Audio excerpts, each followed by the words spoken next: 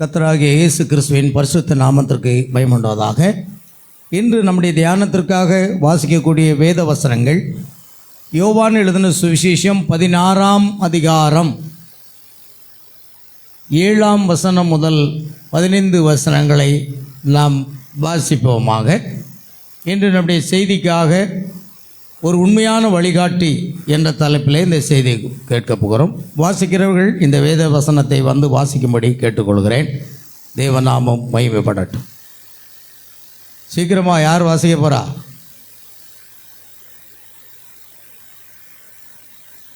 யோவான் எழுதின சுவிசேஷம் 16ஆம் அதிகாரம் 7ஆம் வசனம் முதல்.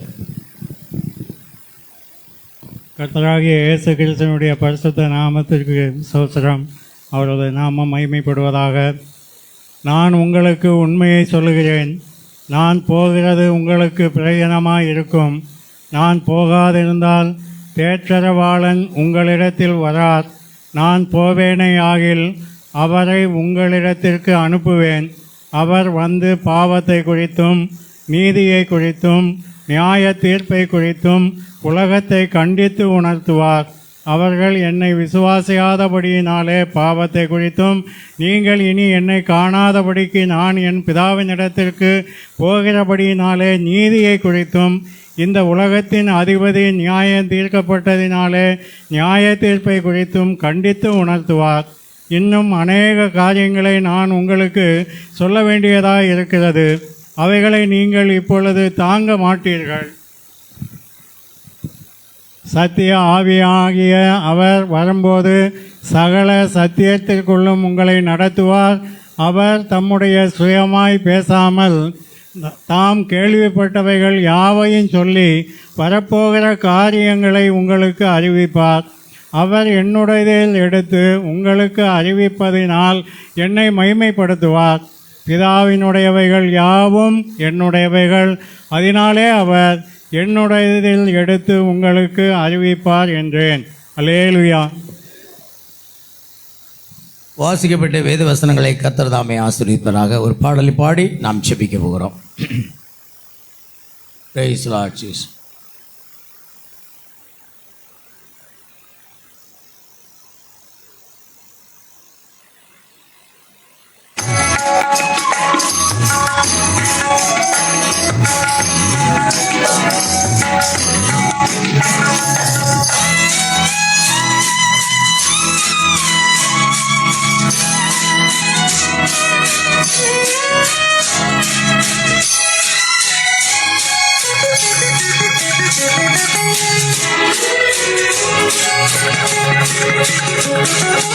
வழி நடத்தும் நல்ல தேவன் வாழ்வில் நாயகனே,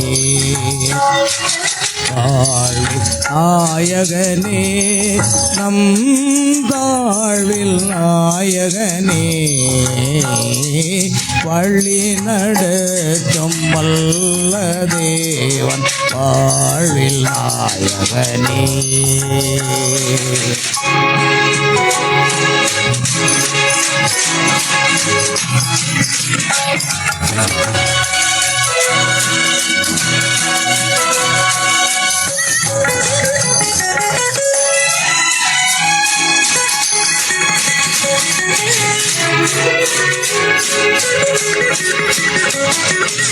போகும் வழியை காட்டி நல்ல போதனை செய்வார்.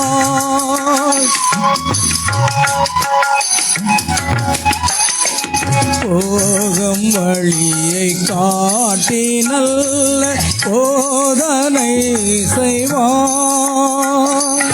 ஏகும் சூக்கர் மீது கண்கள் திருத்தி நடத்துவார். இயேசு திருத்தி நடத்துவார். பழி நடத்தும் வல்ல தேவன் வாழ்வில் நாயகனே.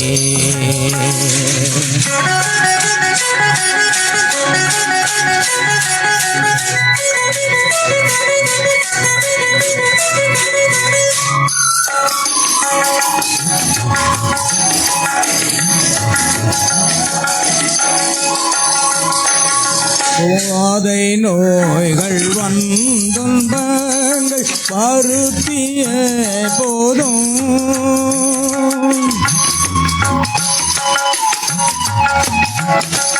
பாதை நோய்கள் வந்துன்பங்கள் வருத்திய போதும் பாதையில் நாம் சோர்ந்திடாமல் பலப்படுத்திடுவார். இயேசு திடப்படுத்திடுவார்.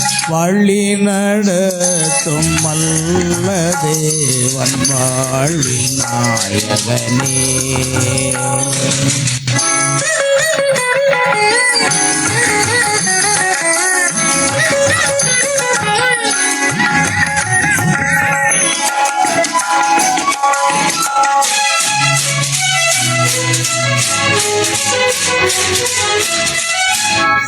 காடானாலும் மேடானாலும் கடந்து சென்றிடுவோம்.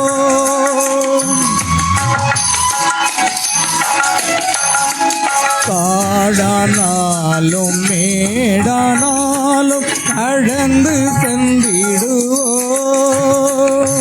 பாடானாலும் பாடி செல்வோம் பரவசமுடனே. இயேசு பரந்தான் நம்முடனே. வழி நடத்தும் வல்ல தேவன் வாழ்வில் நாயகனே. வாழ்வில் நாயகனே நம் தாழ்வில் தாயகனே. வழி நடத்தும் வல்ல தேவன் வாழ்வில் நாயகனே.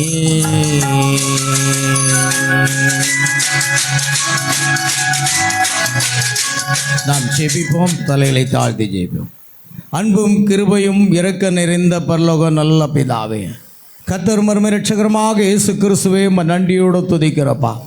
ஆசீர்வதிக்கப்பட்ட அந்த அருமையான கால வேளையிலும் தேவ சமூகத்தில் வந்து உம்மை துதித்து உம்மை பாடி உம்மை ஆராதிக்கு கர்த்தர் கிருபை செய்தீரே. நன்றியப்பா. இப்பொழுது வாசிக்கப்பட்ட வசனங்களை கர்த்தர் ஆசீர்வதி. இந்த வசனங்கள் மூலமாக கர்த்தருடைய ஆவியானவர் எங்களுக்கு போதித்து எங்களுக்கு நடத்த வேண்டும் ஜெபிக்கிறோம்.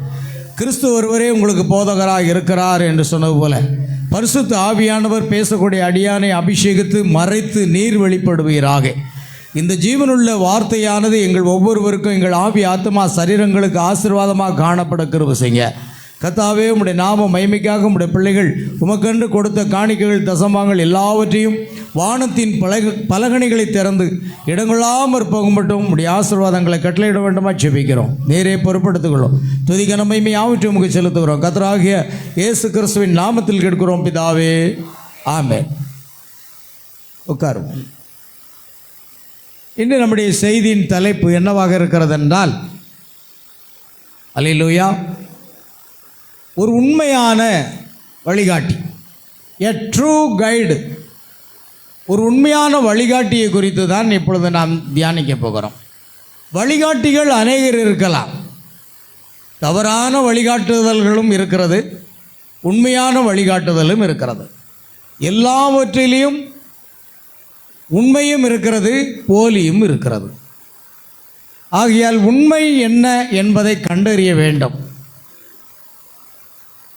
உண்மை என்றால் அது சத்தியமாக இருக்கிறது. ஆகையால் அதை குறித்து தான் இப்பொழுது நாம் தியானிக்கிறோம். தீர்க்கதரிசியுடைய செய்தியிலிருந்து சில ஆதாரபூர்வமான வார்த்தைகளை எடுத்து நம்முடைய ஜீவியத்திற்கு அதை பொருத்துவோமாக. இதை மறந்துவிட வேண்டாம். எப்பொழுது ஞாபகம் வைத்திருங்கள், இவைதாம் கிறிஸ்துவின் ஊழியனை வளரச் செய்கின்றன. ஊழியனை மாத்திரமல்ல, விசுவாசிகளையும் வளரச் செய்கின்றது.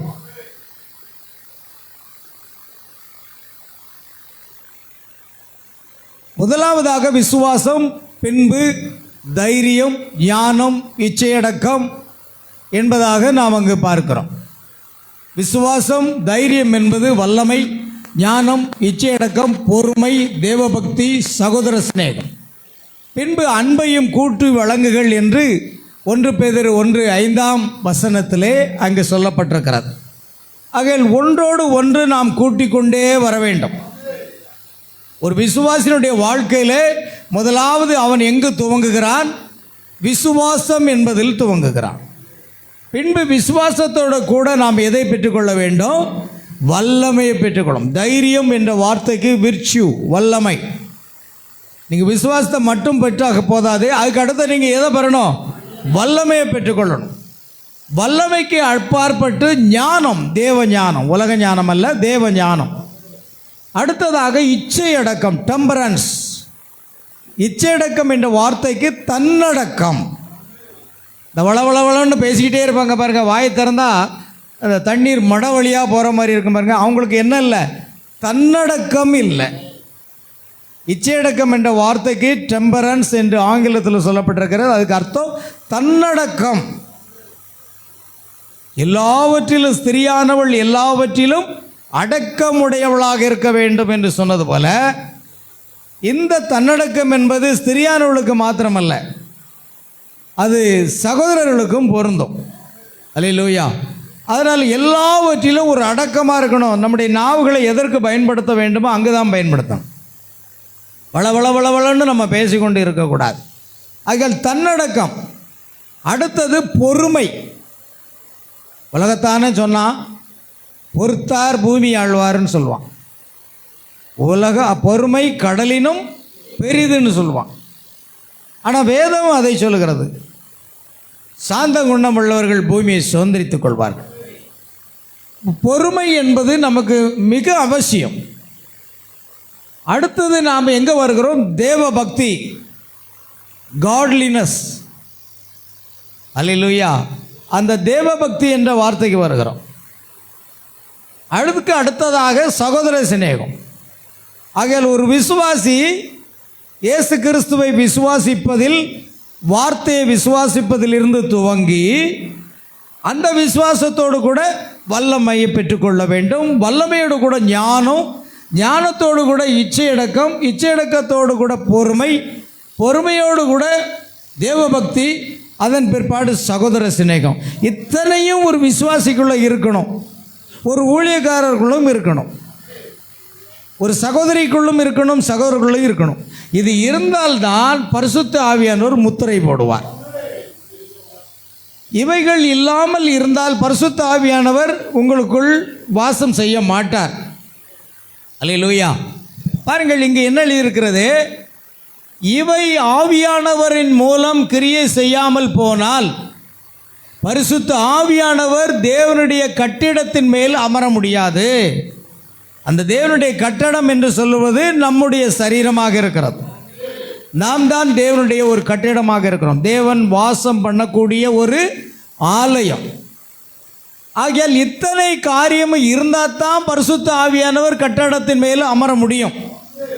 புரிந்து கொள்ளுங்கள். நீங்கள் அந்நிய பாஷை பேசுவதல்ல, தீர்க்க தரிசனம் சொல்வதல்ல, ஆவியில் நடனமாடுவதல்ல, துள்ளுவதல்ல, உருளுவதல்ல, புரளுவதல்ல. அதெல்லாம் நல்லது, அது அவசியமாக கூட உங்களுக்கு இருக்கலாம். ஆனால் இந்த குணாதிசயங்கள் 7, அந்த 1 பேதுரு 1:5 இந்த வசனத்தின் அடிப்படையில் நமக்கு விசுவாசம், வல்லமை, ஞானம், இச்சையடக்கம், பொறுமை, தேவபக்தி, சகோதர சிநேகம் இத்தனையும் நமக்குள்ளே இருந்தால் தான் பரிசுத்தாவி உள்ள வருவார். நீங்கள் அநேகர் பரிசுத்தாவி இருக்கிறதாக நினைத்து கொண்டிருக்கிறீர்கள். ஆனால் இவைகளில் எதுவும் இல்லை அப்படின்னா போச்சு. பரிசுத்தாவி அங்கு வாசம் செய்ய முடியாது. ஏன்னா தேவனுடைய ஆலயம் பரிசுத்தமாக இருக்கிறது. நீங்களே அந்த ஆலயம். ஒருவன் தேவனுடைய ஆலயத்தை கெடுத்தால் தேவன் அவனை கெடுப்பார் என்று எழுதியிருக்கிறார். ஆமென். ஆகையால் பரிசுத்த ஆவியானவர் உங்கள் மேல் வந்து அமர வேண்டுமானால் இந்த குணாதிசயங்கள் கண்டிப்பாக இருக்கணும். அதுதான் தீர்க்கதரிசிங்க சுட்டி காட்டுறார். நீங்கள் என்ன செய்த போகிலும் இவைதான் கிறிஸ்துவின் சரீரத்தை கட்டி வருகின்றன. இதை மறவாதீர். முதலாவதாக விசுவாசம், பின்பு தைரியம், நற்குணம், ஞானம் போன்றவை கூட்டப்பட்டு முடிவில் கிறிஸ்துவின் பூரண வளர்ச்சி வெளிப்படும் போது பரிசுத்த ஆவியானவர் அதன் மேல் வந்தும் அதை ஒரே சரீரமாக முத்திரிக்கிறார். பாருங்க, அது இத்தனை வரும்போது தான் நீங்கள் ஒரு விசுவாசி. இத்தனை காரியம் இல்லாதவன் கண் சொருகி போன குருடனாக இருக்கிறான்னு சொல்லுது. அது பேதுருவில் வாசித்து பாருங்க. ஆக இத்தனை காரியம் நமக்குள்ளே இருக்கிறதான்னு கொஞ்சம் பாருங்கள். எதுக்கெடுத்தாலும் வெடிக்கிறது, எதுக்கெடுத்தாலும் கோவப்படுறது, எதுக்கெடுத்தாலும் மூஞ்ச தூக்குறது, எதுக்கெடுத்தாலும் வைராக்கியம் பண்ணுறது, இது பரிசுத்த ஆவியானவர் அங்கே எப்படி இருப்பாருன்னு நான் கேட்குறேன். ஏன்னா தேவனுடைய ஆலயம் சும்மா நினச்சிக்கிட்டீங்களா? அசுத்தம் இருந்த இடத்துல அவர் வர முடியுமாங்க? அல்லேலூயா. அது பரிசுத்தமாக இருக்கணும். அதை தான் ஒரு பரிபூரண மனிதனின் வளர்ச்சி என்ற செய்தியை நீங்கள் வாசித்து பாருங்கள். அதில் தான் இத்தனை காரியங்கள் அங்கே வருது. அதை பரிசுத்த ஆவியாகிய தலைக்கல் அவர் நம்மை முத்திரிக்க வேண்டும். அதனால் அவர் சொல்கிறார், இத்தனையும் நீங்கள் கூட்டி கொண்டு வந்து முடிவில் கிறிஸ்துவின் பூரண வளர்ச்சி வெளிப்படும் போது பரிசுத்த ஆவியானவர் அதன் மேல் வந்தும் அதை ஒரே சரீரமாக முத்திரிக்கிறார். அதுதான் கிறிஸ்துவின் மணவாட்டி. இவை அவசியம் இருக்க வேண்டும்.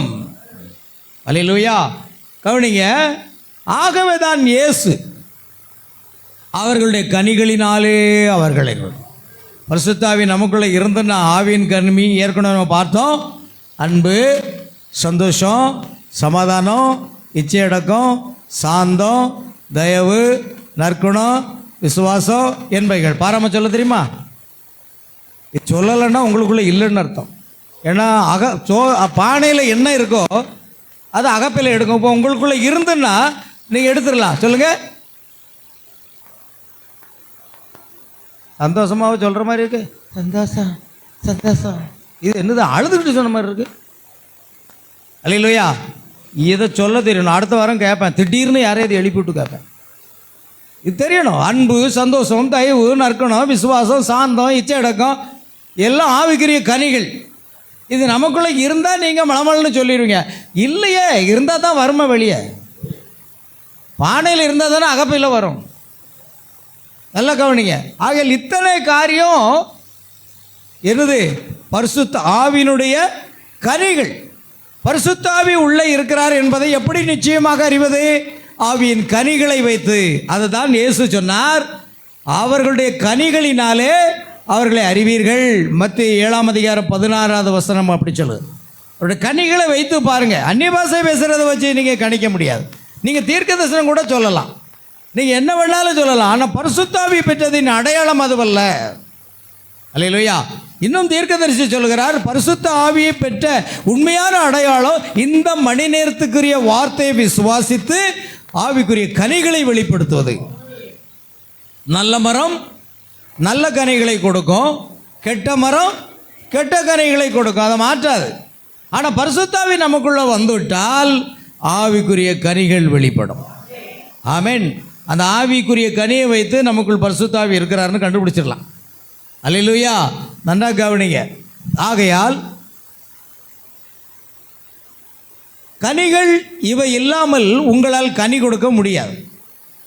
யோவான் 15 இயேசு தாமே சொன்னார், நானே மெய்யான திராட்சை செடி, நீங்கள் கொடிகள். கொடிகளானது செடியில் நிலைத்திருந்தால் மிகுந்த கனிகளை கொடுக்கும் சொல்லு. இப்போ கிறிஸ்துவில் நம்ம நிலைத்திருக்கணும், கிறிஸ்துவ நமக்குள் இருக்கணும். நீங்கள் என்னிலும் நான் உங்களிலும் நிலைத்திருந்தால் நீங்கள் கேட்டுக்கொள்வது எதுவோ அது உங்களுக்கு செய்யப்படும். ஆகையால் கிறிஸ்துக்குள்ளாக நிலைத்திருக்கும் பொழுது அந்த கொடிகள் என்ன செய்யும்? கனிகளை பிறப்பிக்கும். ஆகையால் உலக பிரகாரமான தேவனுக்கு விரோதமான செயல்கள் போன்றவைகளின் ஸ்தானத்தில் அவை வரும்போது எல்லா அவிசுவாசமும் போக்கப்படும். அப்பொழுது உலகமும் அதன் இச்சையும் ஒழிந்து போகும். நீங்கள் கிறிஸ்துவுக்குள் புது சிருஷ்டியாக இருக்கிறீர்கள். வேதம் சொல்லுது, ஒருவன் கிறிஸ்துக்குள்ளிருந்தால் புது சிருஷ்டியாக இருக்கிறான், பழையவைகள் ஒழிந்து போயின, எல்லாம் புதிதாயின. ஆமென். ஆகையால் பிரியமானவர்களே, நீங்கள் மீட்கப்படும் நாளுக்கென்று முத்திரையாக பெற்ற தேவனுடைய பரிசுத்த ஆவியை துக்கப்படுத்தாதீர்கள். எபேசியர் 4:30 தேவனுடைய ராஜ்யத்துக்குள் முத்திரிக்கப்படுதல், அதை மறந்து போக வேண்டாம், அதை மனதில் கொள்ளுங்கள். இவைகளை முதலில் பெற்றுக்கொள்ளுங்கள்.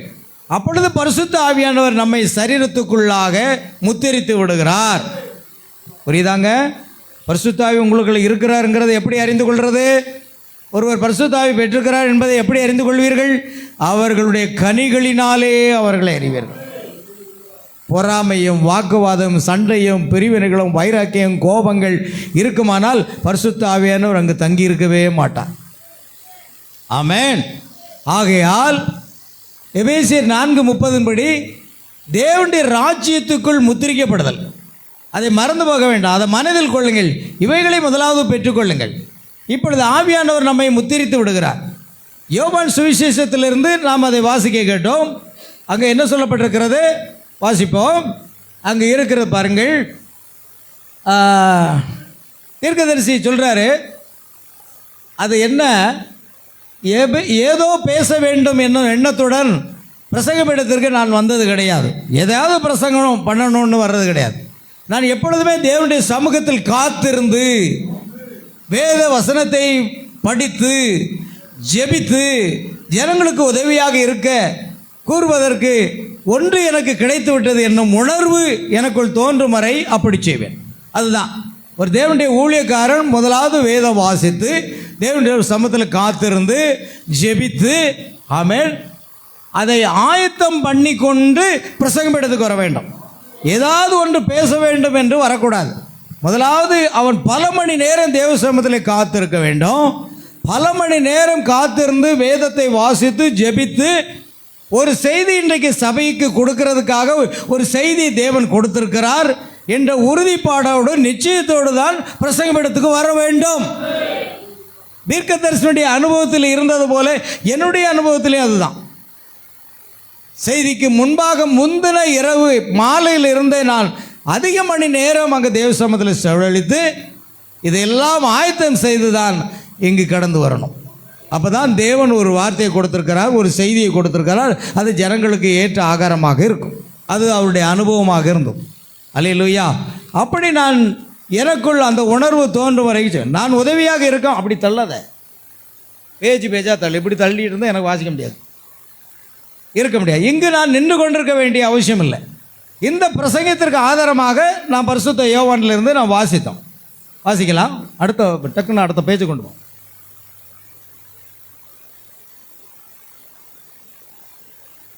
என்னாச்சு?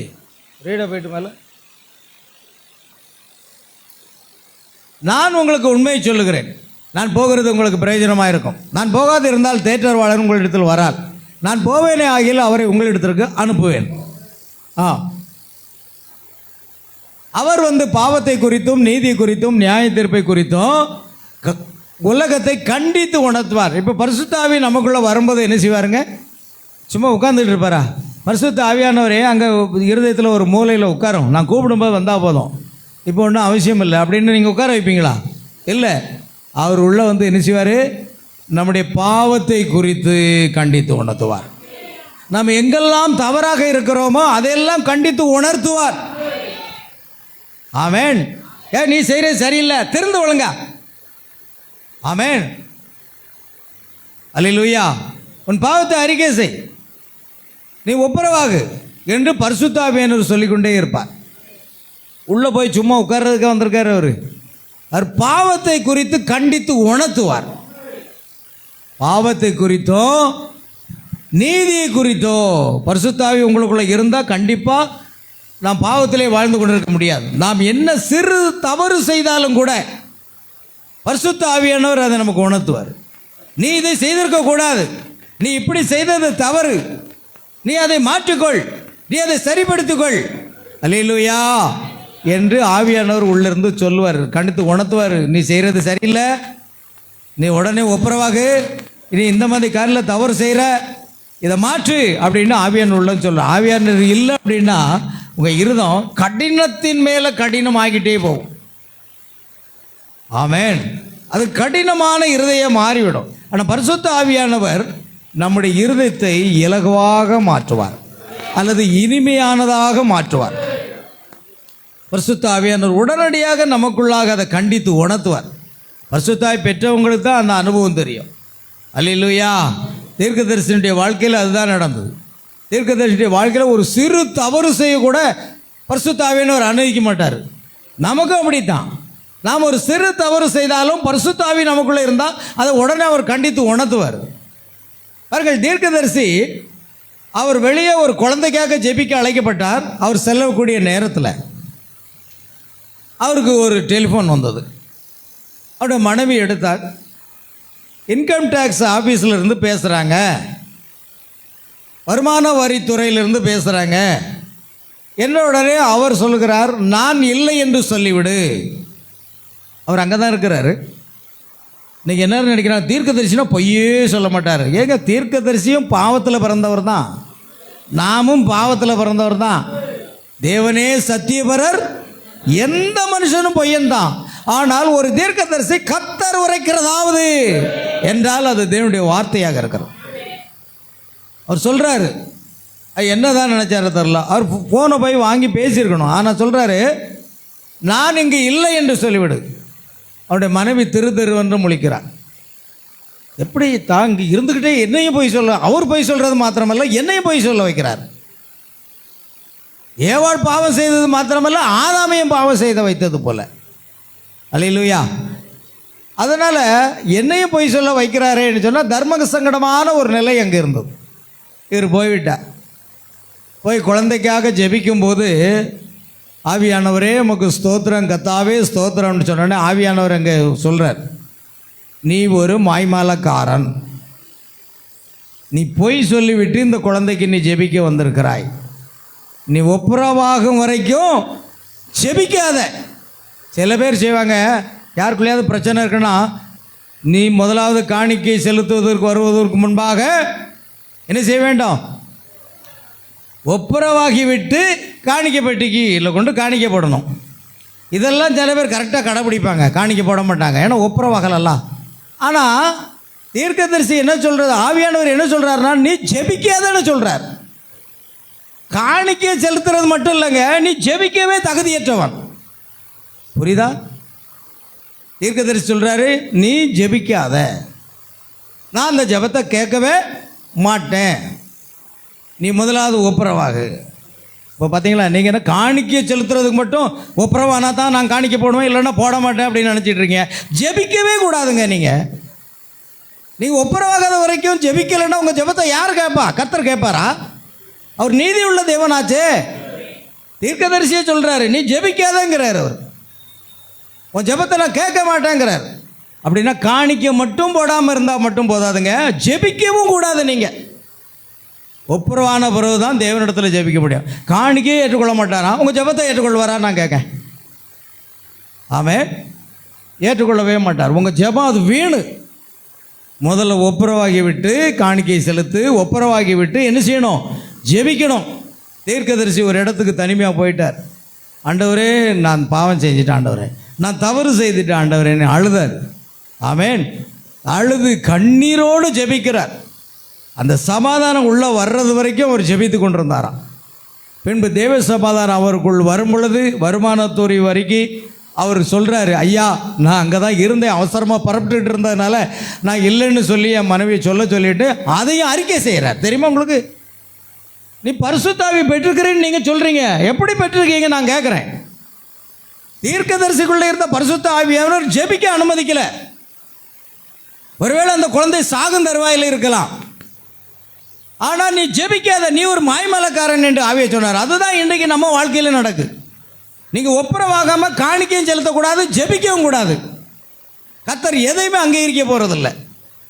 அவர் தேவ சமூகத்தில் இருந்து கண்ணீர் விட்டு அழுது ஒப்புரவாகிய தேவனிடத்தில் அப்புறம் அந்த இன்கம் டேக்ஸ் வருமான வரித்துறைக்கும் ஃபோன் பண்ணி அவர் பேசுகிறார்.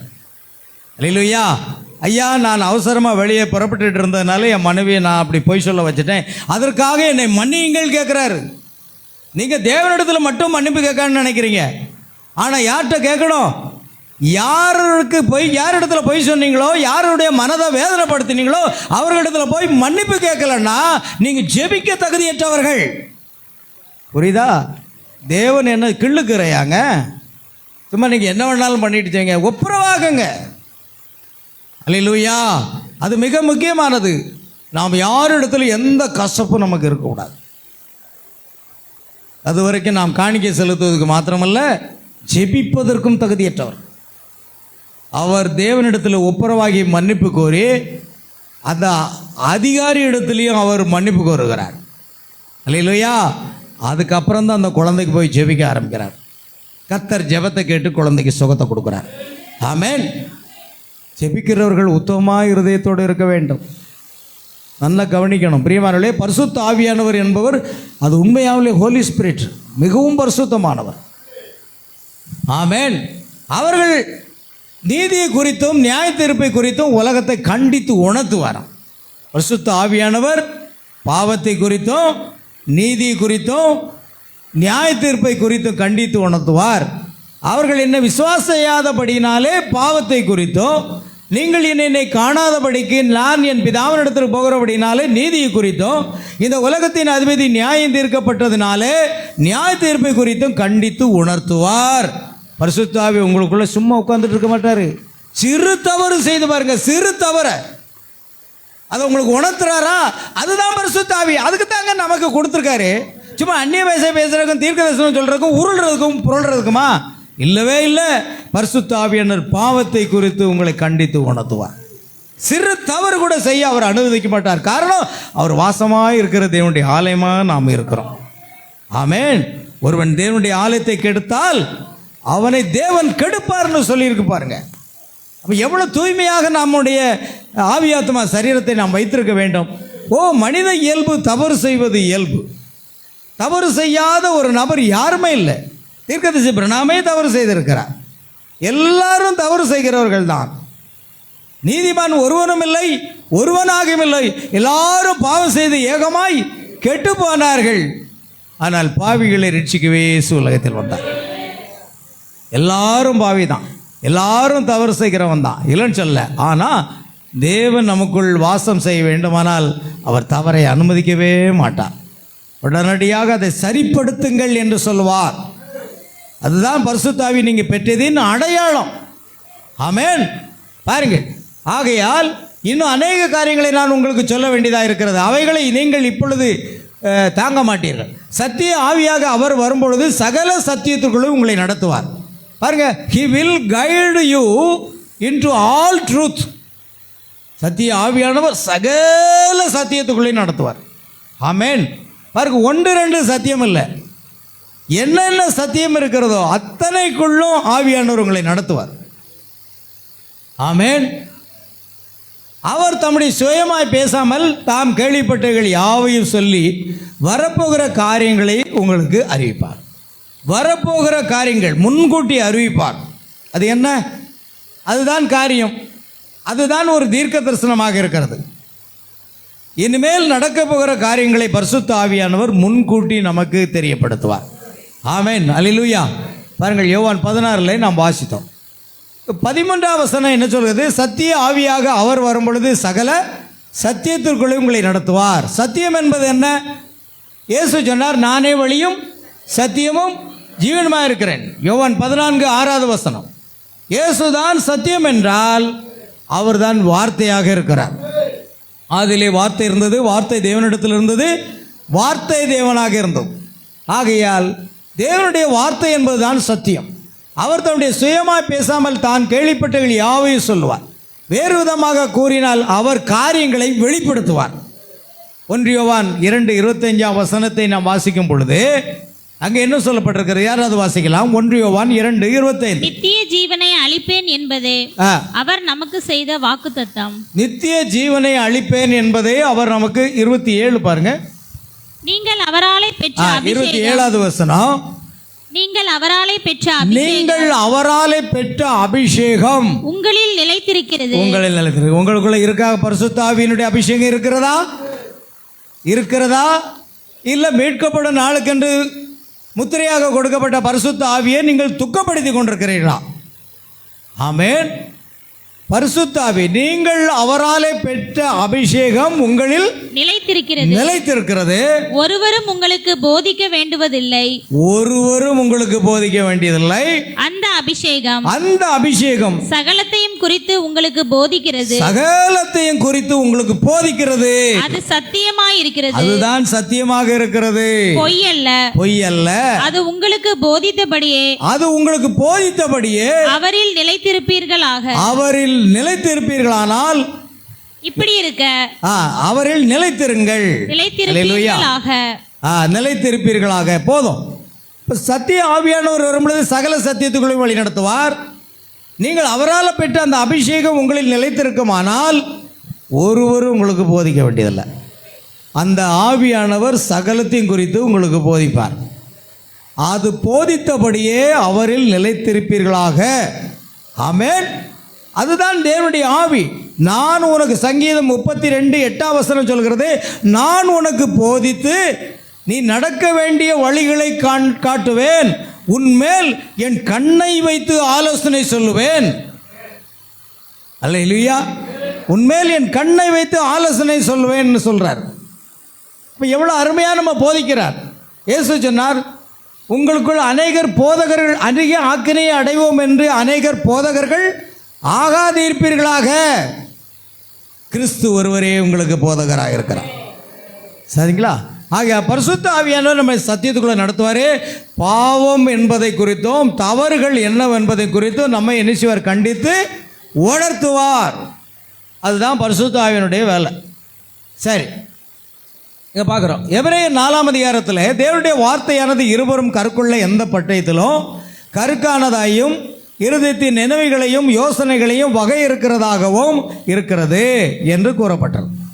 அவர் தாம் கேள்விப்பட்டகள் யாவையும், ஆமென், கவனிங்க, சொல்லி வரப்போகிற காரியங்களை உங்களுக்கு அறிவிப்பார். அவ்விதமாக அவர் சொன்னார். கர்த்தராகிய இயேசு கிறிஸ்துவின் நாமத்தில் வரும் பரிசுத்த ஆவியானவர். இல்லையா? எந்த நாமத்தில் பரிசுத்த ஆவியின் அபிஷேகம் வருகிறது? இயேசு கிறிஸ்துனுடைய நாமத்தில். இந்த சில நிமிடங்கள் நம்ம பார்ப்போம். வழிகாட்டி என்று தான் இன்றைக்கு நமக்கு தலைப்பு. வழிகாட்டி என்றால் ஒரு உண்மையான வழிகாட்டி. நம்முடைய செய்தியின் தலைப்பு என்ன? ஒரு உண்மையான வழிகாட்டி, எ ட்ரூ கைடு. ஒரு உண்மையான வழிகாட்டி அப்படின்னா என்ன அர்த்தம்? பொய்யான வழிகாட்டிகள் நிறைய இருக்கிறது. பொய்யான வழிகாட்டிகள் அநேகர் இருக்கிறார்கள். ஆனால் உண்மையான வழிகாட்டி அது ஒரே ஒருவர் தான் இருக்கிறார். ஆமென். அவர்தான் கர்த்தராகிய இயேசு கிறிஸ்து. அவர்தான் பரிசுத்த ஆவியானவர். ஆகியால் இந்த வழிகாட்டியை குறித்து இப்பொழுது நான் பார்க்க போகிறேன். தீர்க்கதரிசி ஒரு சில அனுபவங்களை சொல்கிறாரு. நமக்கு டைம் இருந்தால் கொஞ்சம் வேகமாக போகலாம். அவர் என்ன சொல்கிறாருன்னா, தீர்க்கதரிசி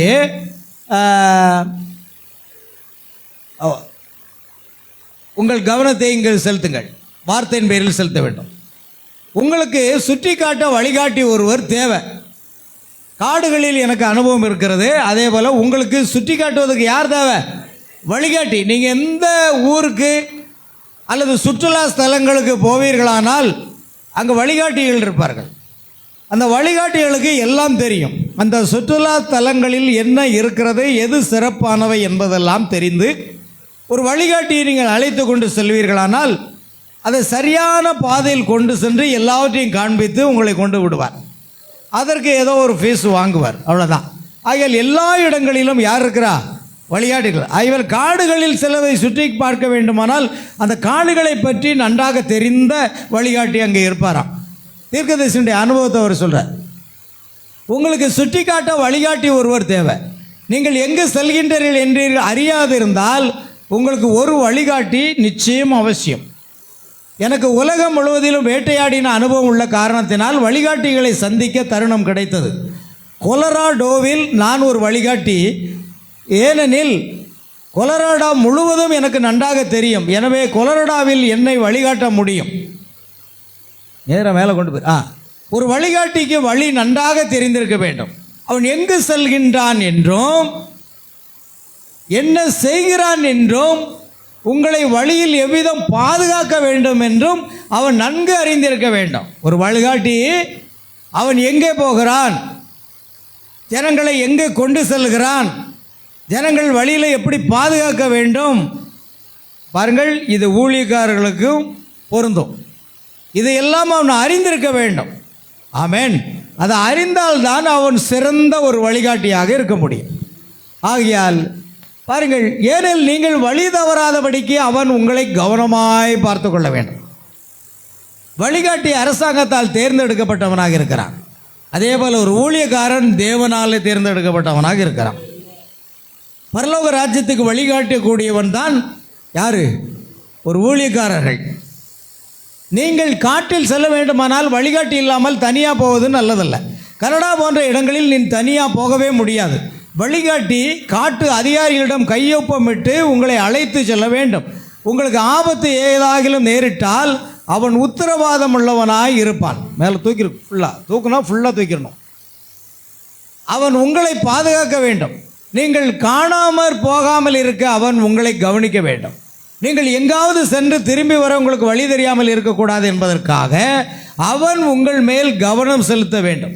நீங்கள் காணாமற் போய்விட்டால் உங்களை எந்த நேரத்திலும் தேடி கண்டுபிடிக்க அவன் தேசத்தை, காடுகளை நன்றாக அறிந்திருக்கிறான். இயேசு காணாமல் போன ஆடுகளை இந்த பரந்த உலகத்தில் தேடி கண்டுபிடித்தார் நம்பி. ஆமேன். அந்த வழிகாட்டிக்கு நல்லா தெரியும் காணாமல் போன ஆடு எங்கெல்லாம் இருக்கிற இந்த உலகத்தில். எங்கிருந்தும் அவர் கண்டுபிடித்து தன்னுடைய மந்தை கொண்டு வந்துடுவார். அல்லேலூயா, கர்த்தருக்கு சோதனை உண்டாகட்டும். கவனிங்க. ஆகையால் இவைகளை அவன் அறியாமல் போனால் அவன் வழிகாட்டியே இருக்க முடியாது. ஒரு வழிகாட்டிக்கு எல்லாமே நன்றாக தெரிந்திருக்க வேண்டும். அவன் வழிகாட்டியே இருப்பதற்கு அவனுக்கு லைசன்ஸ் கொடுக்கப்பட மாட்டாது. அவன் எல்லாத்தையும் பற்றி தெளிவாக தெரிஞ்சாதான் அது கொடுக்கப்படும். ஆகையால் நீங்கள் காட்டினுள் செல்ல வேண்டுமானால் நீங்கள் முன்கூட்டியே ஆட்களை சந்தித்து உங்களை பதிவு செய்து கொள்ள வேண்டும். சில நேரங்களில் ஏற்கனவே மற்றவர்கள் இந்த உலக வழிகாட்டியிடம் பதிவு செய்திருக்கும் காரணத்தால் நீங்கள் குறித்த நாளில் செல்ல முடியாதபடிக்கு பயணத்தை தள்ளி போட நேரிடும். ஆனால் வழிகாட்டியாக தேவனிடம் அத்தகைய நிலை ஏற்படாது. ஆமென். வழிகாட்டியாக தேவனிடம் நீங்கள் எப்பொழுதும் தேவனிடத்தில், ஆண்டவரே எனக்கு வழிகாட்டும். ஆமென். உம்முடைய பரிசுத்த ஆவியானவரே உம்முடைய செம்மையான வழியில் என்னை நடத்தும் என்று நாம் பாடினோம். ஆமென். ஆகையால் அவர் எப்போதுமே உங்களை கொண்டு செல்ல ஆயத்தமாக இருக்கிறார். அவர் தான் ஒரு நல்ல சிறந்த வழிகாட்டி. நீங்கள் இப்படிப்பட்ட ஆயத்தங்களெல்லாம் செய்யாமல் முன் சென்றிராத ஒரு காட்டில் பயணம் மேற்கொண்டால் நீங்கள் காணாமல் போய் அழிந்து போக நேரிடும். நீங்கள் செல்லும் காடு மிகவும் அடர்த்தியாக இருக்குமானால் நீங்களாவே பாதுகாப்பாக திரும்புவதற்கு 1% மட்டும்தான் வாய்ப்பு இருக்கிறது. ஆனால் அது பயங்கரமான காடாக இருக்குமானால் உங்களால் திரும்பி வர முடியவே முடியாது. காடுகளுக்கு சென்றால் திரும்பி பாருங்க, குற்றாலம் டூர் போக போகிறோம். குற்றாலத்தில் நான் ஒரு முறை தொலைந்து போய்விட்டேன். இப்போ தான் எனக்கு ஞாபகம் இருக்கிறது. அது மேற்கு தொடர்ச்சி மலை. அது பறந்து விரிந்து எங்கேயோ துவங்கி எங்கேயோ சென்று கொண்டிருக்கிறது. அந்த குற்றாலம் நீர்வீழ்ச்சி வருகிறத நம்ம பார்க்குறோம். ஆனால் அதில் மேலே ஏறி போய்விட்டால் உங்களால் திரும்பி வர முடியாது. ஒரு முறை 1975ஆம் ஆண்டில் நான் திருச்செந்தூர் கல்லூரியில் படித்து கொண்டிருக்க காலத்தில் அவர்கள் டூருக்கு எங்களை கூட்டிகிட்டு போனாங்க. 75ஆம் ஆண்டு முதலாக நான் குற்றாலம் போயிருக்கிறேன். நீங்கள் அநேகர் பிறந்திருக்கவே மாட்டீங்க. ஆமேன். 75ஆம் ஆண்டில் எங்கள் காலேஜிலேருந்து ஒரு பஸ் ஏற்பாடு பண்ணி அந்த பஸ்ஸில் எல்லோரும் போனோம். அப்படி போகும்போது ஒவ்வொரு அருவிகளாக சுற்றி பார்த்துட்டு எனக்கு கூட வந்த 2 ஸ்டூடெண்ட்ஸ் என்ன பண்ணான், வாடா மேலே போய் ஏறி பார்க்கலாம் அப்படின்னு சொல்லிட்டு மேலே கூட்டிகிட்டு போயிட்டான். நானும் அவன் பின்னால் போகிறேன். ஒரு 2 பேர் போயிட்டான் வேகமாக போயிட்டான். நான் பின்னால் போய் பார்க்குறேன், அவனையும் காணோம். இறங்குறதுக்கு வழியும் தெரியல. இப்போ மேலே போகிறதா கீழே போகிறதா வடக்கு எது தெற்கு எது எதுவுமே தெரியல எனக்கு. ஆனால் ஒன்று தெரியுது, அவ்வளோ உயரமான இடத்துலேருந்து நான் பார்க்குறேன் எங்கள் பஸ்ஸு ஒரு டப்பா மாதிரி, சோப்பு டப்பா மாதிரி தெரியுது. நான் பார்த்தா இவ்வளோ உயரமாக போயிட்டேண்ணா, அவ்வளோ உயரம் போயிட்டேன். அவ்வளோ இன்ட்ரெஸ்ட்டு, வாலிப வயசாச்சே. அல்லேலூயா.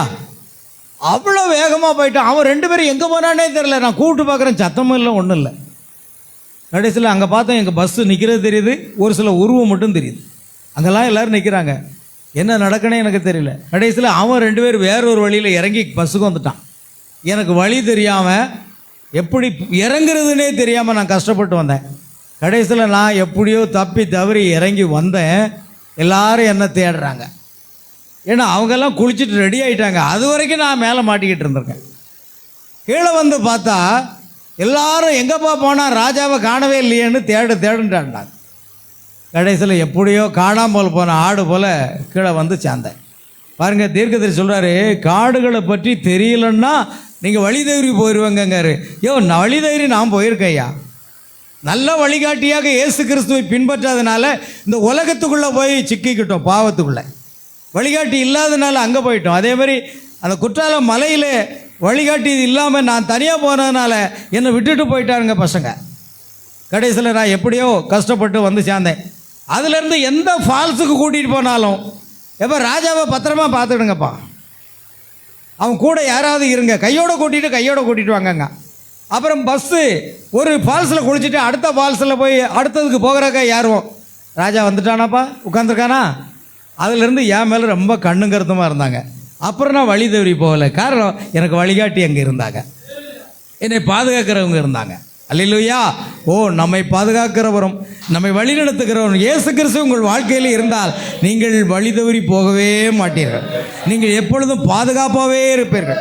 கர்த்தர் நம்மை பாதுகாக்கிறவராக இருக்கிறார். அல்லேலூயா. உலக வாழ்க்கை எப்படியோ அதுதான் கிறிஸ்தவ வாழ்க்கை.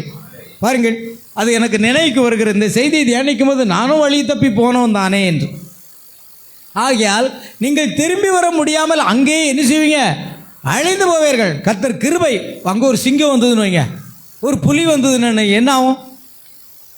என் எலும்பு தான் திரும்பி இருக்கும். ஆமேன். அவ்வளவு அடர்ந்த காட்டுக்குள்ளே அவ்வளோ உயரமாக போயிருக்கிறேன் பாருங்க. அதுதான் நீங்கள் தீர்க்கதரிசி சொல்கிறார். நீங்கள் அங்கேயே அழிந்து போவீர்கள். கடந்த ஆண்டில் அரிசோனாவில் உள்ள டூசானில் அந்த சாரணர் குழுவிற்கு என்ன நேர்ந்தது என்று நீங்கள் செய்தித்தாளில் பார்த்திருப்பீர்கள். தங்களை பாதுகாத்து கொள்ள அவர்களுக்கு பயிற்சி அளிக்கப்பட்டிருந்தது. அவர்கள் சாரணர். அவர்கள் மலைகளுக்கு சென்றிருந்த போது பனி புயல் தோன்றியது. அப்பொழுது இயற்கை தன் நிலையை மாற்றிக்கொண்டது. அவர்கள் காணாமல் போய் அழிந்து போன காரணம் பார்த்தீங்களா? அவர்கள் இயற்கை அந்த பனி புயல் பெய்யும் போது இயற்கை தன்னுடைய நிலையை மாற்றிக்கொண்டதுனால கடைசியில் அவர்கள் காணாமல் போய் அழிந்து போன காரணம். போன அத்தனை பேரும் அழிந்து போனாங்க அந்த பனி புயலில். கனடாங்கிற நாட்டிலெல்லாம் நிறைய அடர்ந்த காடுகள், பல நாடுகள், ஆப்பிரிக்காவில் பாருங்கள் அடர்ந்த காடுகள் இருக்குது, விஷப்பூச்சிகளும் அதிகமாக இருக்கிற காடுகள் இருக்கிறது. ஆகையால் அவர்கள் காணாமல் போய் அழிந்து போன காரணம் என்னவெனில் வழக்கமான சூழ்நிலையிலிருந்து ஒரு மாறுதல் ஏற்பட்ட போது அதனின்று தங்களை விடுவித்துக் கொள்ள அவர்களுக்கு தெரியவில்லை. மலையில் எத்தனை பேர் மாண்டனர் என்று எனக்கு ஞாபகம் இல்லை. அநேகர் மலையில் ஏறினவங்க அங்கேயே செத்து போனார்கள். அவர்களுக்கு ஹெலிகாப்டர், இராணுவம், தேசிய பாதுகாவலர், தொண்டர் படை போன்றவரின் உதவி இருந்த போதிலும் அவர்கள் காணாமற் போயினர். பாருங்கள், ஹெலிகாப்டர் இருந்து, இராணுவம் இருந்தது, தொண்டர் படை இருந்தது, ஆனால் அவர்களை கண்டுபிடிக்க முடியலையா. அந்த பனி புயல் அவர்களை எங்கேயோ கொண்டு சென்று சாகடித்து விட்டது. அவர்கள் சென்ற இடம் யாருக்குமே தெரியவில்லை. குற்றாலத்தில் குளிக்கும்போது, செண்பாதேவி அருவியில் குளிக்கும்போது சிலவங்க டைவ் அடிப்பாங்க. அதில் ஆழி, அதுக்கு என்ன சொல்கிறது? அதில் ஆழி தானே, அதுக்கு பேர் என்ன சொல்லுவோம்? ஆழின்னு சொல்லுவாங்க. அந்த சுருள் இருக்கும், உள்ளே விழுந்துட்டான்னா வெளியே வரமாட்டான். ஏன்னா அப்படியே சுருட்டி எங்கேயோ கொண்டு போய் பாறைக்கு இடுக்கில் கொண்டு வச்சிடும். அதில் குளிக்க அனுமதி இல்லை. ஆனாலும் வாலிபர்கள் அங்கேருந்து குதிப்பார்கள். மிக கவனமாக இருக்க வேண்டும். அப்படிப்பட்ட அதுக்கு என்ன சரியான வார்த்தை எனக்கு தெரியலையே. ஆழின்னு சொல்ல மாட்டாங்க, ஏதோ ஒன்று சொல்லுவோம்.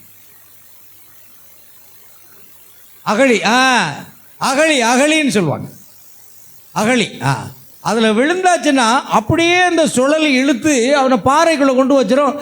அதை கண்டுபிடிக்க முடியாத இந்த தீயணைப்பு படையினர் சிரமப்பட்டு கடைசியில் கண்டுபிடிப்பாங்க. ஒரு முறை நான் அப்படித்தான், ஒரு வாலிபன் குதித்து விட்டான். அவன் எங்கே போனானே இப்போ தெரியல. நாங்கள் அப்போ தான் அந்த அருவிக்கு மேலே போகிறோம். செண்பாதேவி ஏரினா மேலே இருக்குது, ரொம்ப தூரம் போகணும். பார்த்தீங்கன்னா அங்கே போய்கிட்டு இருக்கோம். திடீரென்று அந்த இராணுவ அந்த தீயணைப்பு வீரர்கள் ஒரு பாடியை தூக்கிட்டு வராங்க, ஒரு வாலிப பையனை. அநேகர் செத்து கொண்டே இருப்பார்கள், அந்த அகழிக்குள்ளே மாட்டிக்கொள்ளுவார்கள். அல்லேலூயா. கவனிக்கணும், அப்படிப்பட்ட இடத்திற்கு நாம் செல்லவே கூடாது. அதை பற்றி தெரியாமல் நாம் செய்யலோமானால் கண்டிப்பாக நாம் தவறி போய் விடுகிறோம். ஆகியால் பிரியர்களே, தங்களை பாதுகாத்து கொள்ள அவர்களால் இயலவில்லை. அவர்கள் பனியில் மாண்டு போயினர். ஏனெனில் அவர்கள் கிழக்கு திசை செல்கின்றனர், அல்லது வடக்கு மேற்கு தெற்கு திசை செல்கின்றனா, அல்லது மேலே செல்கின்றனா கீழே செல்கின்றனா என்று அவர்களுக்கு தெரியவில்லை. எல்லாமே அவர்களுக்கு ஒரே மாதிரியே தந்து. அங்கே போனால் நமக்கு என்ன தெரியாது? பேச தெரியாது. அந்த அடர்ந்த காட்டுக்குள்ளே போயிட்டோம்னா நம்ம கிழக்க இருக்கிறோமா, இல்லை மேற்கா, இல்லை தெற்கா, இது வடக்கா, எவ்வளோ உயரம் வந்திருக்கிறோம் என்பது தெரியாது. அது மாதிரி முழுமையாக அது நம்முடைய சூழலையே மாற்றி போட்டு விடும். அந்த திசையே தெரியாது. அதனால தான் கடலில் கப்பல் போகுதுன்னு வைங்களேன், கப்பல் பறந்து விரிந்த கடல்.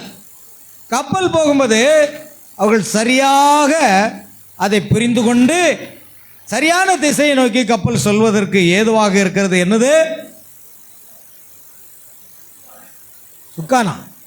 சுக்கானை கொண்டெல்லாம் ஒன்றும் செய்ய முடியாது. எனக்கு என்னது சொல்லுங்க?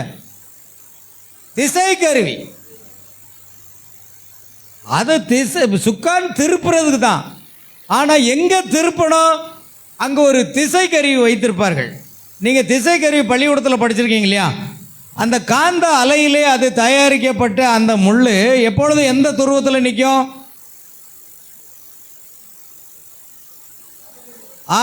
வடக்கு நோக்கி தான் நிற்கும். ஆமேன்.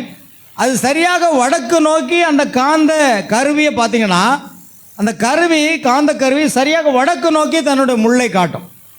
இதை வைத்து தான் கப்பல் மாணவிகள் இது வடக்கு, இது மேற்கு, இது கிழக்கு, தெற்குன்னு கண்டுபிடித்து சரியான இடத்துல என்ன செய்வாங்க? கொண்டு போவாங்க. சமீபத்தில் பிரபலமான ஒரு அல்லேலூயா கதை சொல்லுகிறேன். உண்மையான கதை. தூங்கிவிடாதீர்கள், விழித்திருந்து கேளுங்கள். அல்லேலூயா. டைட்டான் என்ற ஒரு பெரிய பிரம்மாண்டமான ஒரு சுற்றுலா கப்பலை தயார் பண்ணாங்க. இந்த கப்பலை யாருமே தகர்க்க முடியாது. எந்த ஆபத்து புயல் வந்தாலும் அதை ஒன்றுமே செய்ய முடியாது என்று அந்த கப்பலை கட்டினவர்கள் சொன்னார்கள். அவ்வளோ பிரம்மாண்டமாக இருக்கலாம். ஆயிரக்கணக்கான பேர் அதில் பிரயாணம் செய்தாங்க. மாலுமிகளே நிறைய பேர் இருந்தாங்க. கடைசியில் கப்பல் போய் கொண்டிருக்கிறது. முதலாவது சுற்றுலா அதுதான். டைட்டானிக் கப்பல். நீங்கள் அந்த படத்தை வேணாலும் நீங்கள் போட்டு பாருங்கள், எப்படி இருக்கணும், பிரம்மாண்டமாக இருக்கும். அந்த கப்பல் போய் கொண்டிருக்கிறது. இடையில பனிப்பாறைகள் குறிக்கிறது. பாருங்க, பாறைன்னா கற்பாறை அல்ல. கடலுக்குள்ள என்ன இருக்கும்? பனிப்பாறைகள். பனி திரட்சியாகி பெரிய பாறை போன்று இருக்கும். அந்த பனிப்பாறைகள் அங்கே இருந்தது. சில சிறு சிறு பனிப்பாறைகள் என்றால் கப்பல் அதை உடைத்து விட்டு போய்விடும். அந்த பனிப்பாறைகளை நேராக அது சென்று கொண்டிருந்தது. இதை கவனித்த இன்னொரு கப்பலில் உள்ளவர்கள் அங்கிருந்து அவர்களுக்கு வயர்லெஸ் மூலமாக தகவல் கொடுத்தாங்க. அதை நோக்கி நீங்கள் போக வேண்டாம், அங்கே பிரம்மாண்டமான பனிப்பாறைகள் இருக்கிறது, நீங்கள் அதை மோதி விடுவீர்கள், அதனால் பெரும் ஆபத்து ஏற்படும் என்று அவர்கள் எச்சரிக்கை விடுத்தார்கள். ஆனால் இவர்களோ கர்வம், ஆணவம், அகந்த.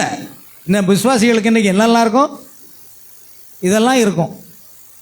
நீ கப்பல்காரன் உலகத்தான், அவனுக்கு ஆணவம் இருக்கலாம், அகந்த இருக்கலாம், கர்வம் இருக்கலாம், பெருமை இருக்கலாம், எல்லாம் இருக்கும். ஆனால் விசுவாசிக்கு அது இருக்கலாமா? இருக்கக்கூடாது. விசுவாசி அகந்த, ஆமேன், ஆணவம், கர்வம், இது எல்லாம் விசுவாசிக்கிட்ட இருக்குன்னா, ஓ நீங்கள் எங்கே தவறி போய் கொண்டிருக்கிறீர்கள். அப்படித்தான் அவர்களுக்கு இருந்ததான். அவர்கள் வேறொரு கப்பலில் இருந்து தகவல் தெரிவித்தும் கூட அதை பொருட்படுத்தவில்லை. கடைசியில் அந்த பனிப்பாறையில் மோதி கப்பல் இரண்டாக உடைந்தது. ஆமென். தன்னுடைய முதல் பிரயாணத்திலேயே அந்த பனிப்பாறையில் மோதி பாருங்கள், எச்சரிக்கை விடுக்கிறார்கள். இன்னைக்கு இயேசு கிறிஸ்து பரிசுத்த ஆவியானவர் பாவத்தை குறித்து, நீதியை குறித்து, நியாய தீர்ப்பை குறித்து நமக்கு எச்சரிக்கை விடுக்கிறார். ஆனால் நான் இப்படித்தான் வாழ்வேன், நான் இப்படித்தான் செல்வேன் என்று நினைப்பீர்களானால் அந்த காடுகளில் அழிந்து போனது போல நாமும் அழிய நேரிடலாம். ஆமென், அல்லேலூயா. எனக்கு அருமையான தேவனுடைய பிள்ளைகளே, நீங்கள் ஆண்டவருடைய பிள்ளைகளாக இருந்தால் நமக்கு வேதம் இருக்கிறது, சத்தியம் இருக்கிறது. அகந்தை, கர்வம், ஆணவம், பெருமை நமக்கு இருக்கவே கூடாது. அது நம்ம எங்கேயோ கொண்டு போய்விடும். தேவனுடைய ஆசீர்வாதத்திலிருந்து நம்மை பிரித்து கொண்டு போய்விடும். ஆகையால் கடைசியில் அது கப்பல் மோதி இரண்டாக உடைந்து அது மூழ்க ஆரம்பித்தது. அதில் உள்ள அநேக பிணங்கள் மீட்கப்பட்டார்கள். அநேக ஒரு சிலரை மாத்திரமே அவர்கள் காப்பாற்ற முடிந்தது. இது சரித்திரம் வாய்ந்தது. அது கவனிங்க. அதுக்கு காரணம் அந்த எச்சரிக்கை செய்தியை கேட்டவன் அவன் மறுபுறம் திருப்பி இருந்தால் அந்த கப்பல் சேதமடைந்திருக்காது. இத்தனை உயிர்கள் என்ன செய்யிருக்காரு? மரணம் அடைந்திருக்காது. ஓ, நமக்கு ஒரு எச்சரிக்கையின் சத்தம் இருக்கிறது. இந்த கடைசி நாட்களில் தேவனுடைய சத்தம் என்று தீர்க்கதரிசி ஒரு செய்தியை பிரசங்கம் பண்றார். அவருடைய சத்தம் வருகிறது, வழி இதுவே, இதிலே நடவுங்கள் என்று என் தேவனாகிய கர்த்தர் சொல்லுகிற சத்தத்தை கேட்பீர்கள் என்று ஏசாயா தீர்க்கதரிசி எழுதுகிறார். நம் தேவன் பரிசுத்த ஆவியானவர், சத்திய ஆவியானவர் நம்மை சகல சத்தியத்துக்குள்ளும் சரியாக வழிநடத்தும் பொழுது கர்வம், ஆண, பொறாம, வஞ்சனா, வைராக்கியம், பிடிவாதம் அது நமக்குள் இருக்குமானால் நம்மை அது எங்கேயோ கொண்டு போய்விடும். நீ சாதாரணமாக நினைக்காதீங்க. அல்லேலூயா. பிசாசுக்கு இடம் கொடாமல் இருங்கள் என்பது முக்கியம். ஆகையால் கவனிக்கும், அவனுக்கு எல்லாமே நெருங்கிய பழக்கம் உண்டு பாருங்கள். ஆனால் ஒரு வழிகாட்டிக்கு வானிலை எதுவாக இருப்பினும் அவன் எங்கிருக்கிறான் என்று தெரியும். அதற்கென்று அவன் பயிற்சி பெற்றிருக்கிறான். அவன் என்ன செய்கிறான் என்று அவனுக்கு தெரியும். அவனுக்கு எல்லாமே நெருங்கிய பழக்கம் உண்டு. ஒவ்வொன்றும் எவ்வாறு காணப்படும் என்று அவன் அறிந்திருக்கிறான். ஆகையால் இருட்டிலும் கூட அவன் இருக்கும் இடம் எதுவனும் உணர்வு அவனுக்கு ஏற்படும். பாருங்கள், வழிகாட்டியில் பயிற்சி பெற்றவங்க தான் என்ன சூழ்நிலை வந்தாலும் அதை சமாளிக்கக்கூடிய திறமை உள்ளவர்களாக இருப்பார்கள். அவனுக்கு ஏற்படும். வழிகாட்டி கடைபிடிக்கும் வழிமுறை இதுவே. நீங்கள் நட்சத்திரங்களை கவனித்து கொண்டே வந்தால் நீங்கள் எந்த திசையில் செல்கின்றீர்கள் என்று சொல்லிவிடலாம். நட்சத்திரங்கள் நமக்கு என்ன இருக்கு? வழிகாட்டியாக இருக்கிறது. துருவ நட்சத்திரம்னு ஒரு நட்சத்திரம் உண்டு. துருவ நட்சத்திரம் அது அந்த துருவத்தை, அந்த திசையை சரியாக நமக்கு காட்டுறதுக்கு அந்த காலத்தில் அப்படி தான். கிராமத்தில் உள்ள பெரியவர்களெல்லாம் பார்த்தீங்கன்னா, ஐயா பெரியவரே, இப்போ மணி என்ன இருக்கும்? மணி 11 இருக்கும். நம்ம மணி என்ன இருக்கும்? 11:40 ஆகுது. நம்ம எல்லோரும் வாட்சை பார்ப்போம். ஏன்னா அப்போ வாட்சி கிடையாது. எங்கே பார்ப்பாங்க? வானத்தில் பார்ப்பாங்க. இல்லையா? வானத்தில் பார்த்து அந்த சூரியன் எந்த இடத்துல கரெக்டாக போயிட்டு இருக்குன்னு கண்டுபிடிச்சி 11, 11, 12 நேராக மேலே வந்துட்டுனா மணி இப்போ என்னது 12 கரெக்டாக சொல்லிடுவாங்க.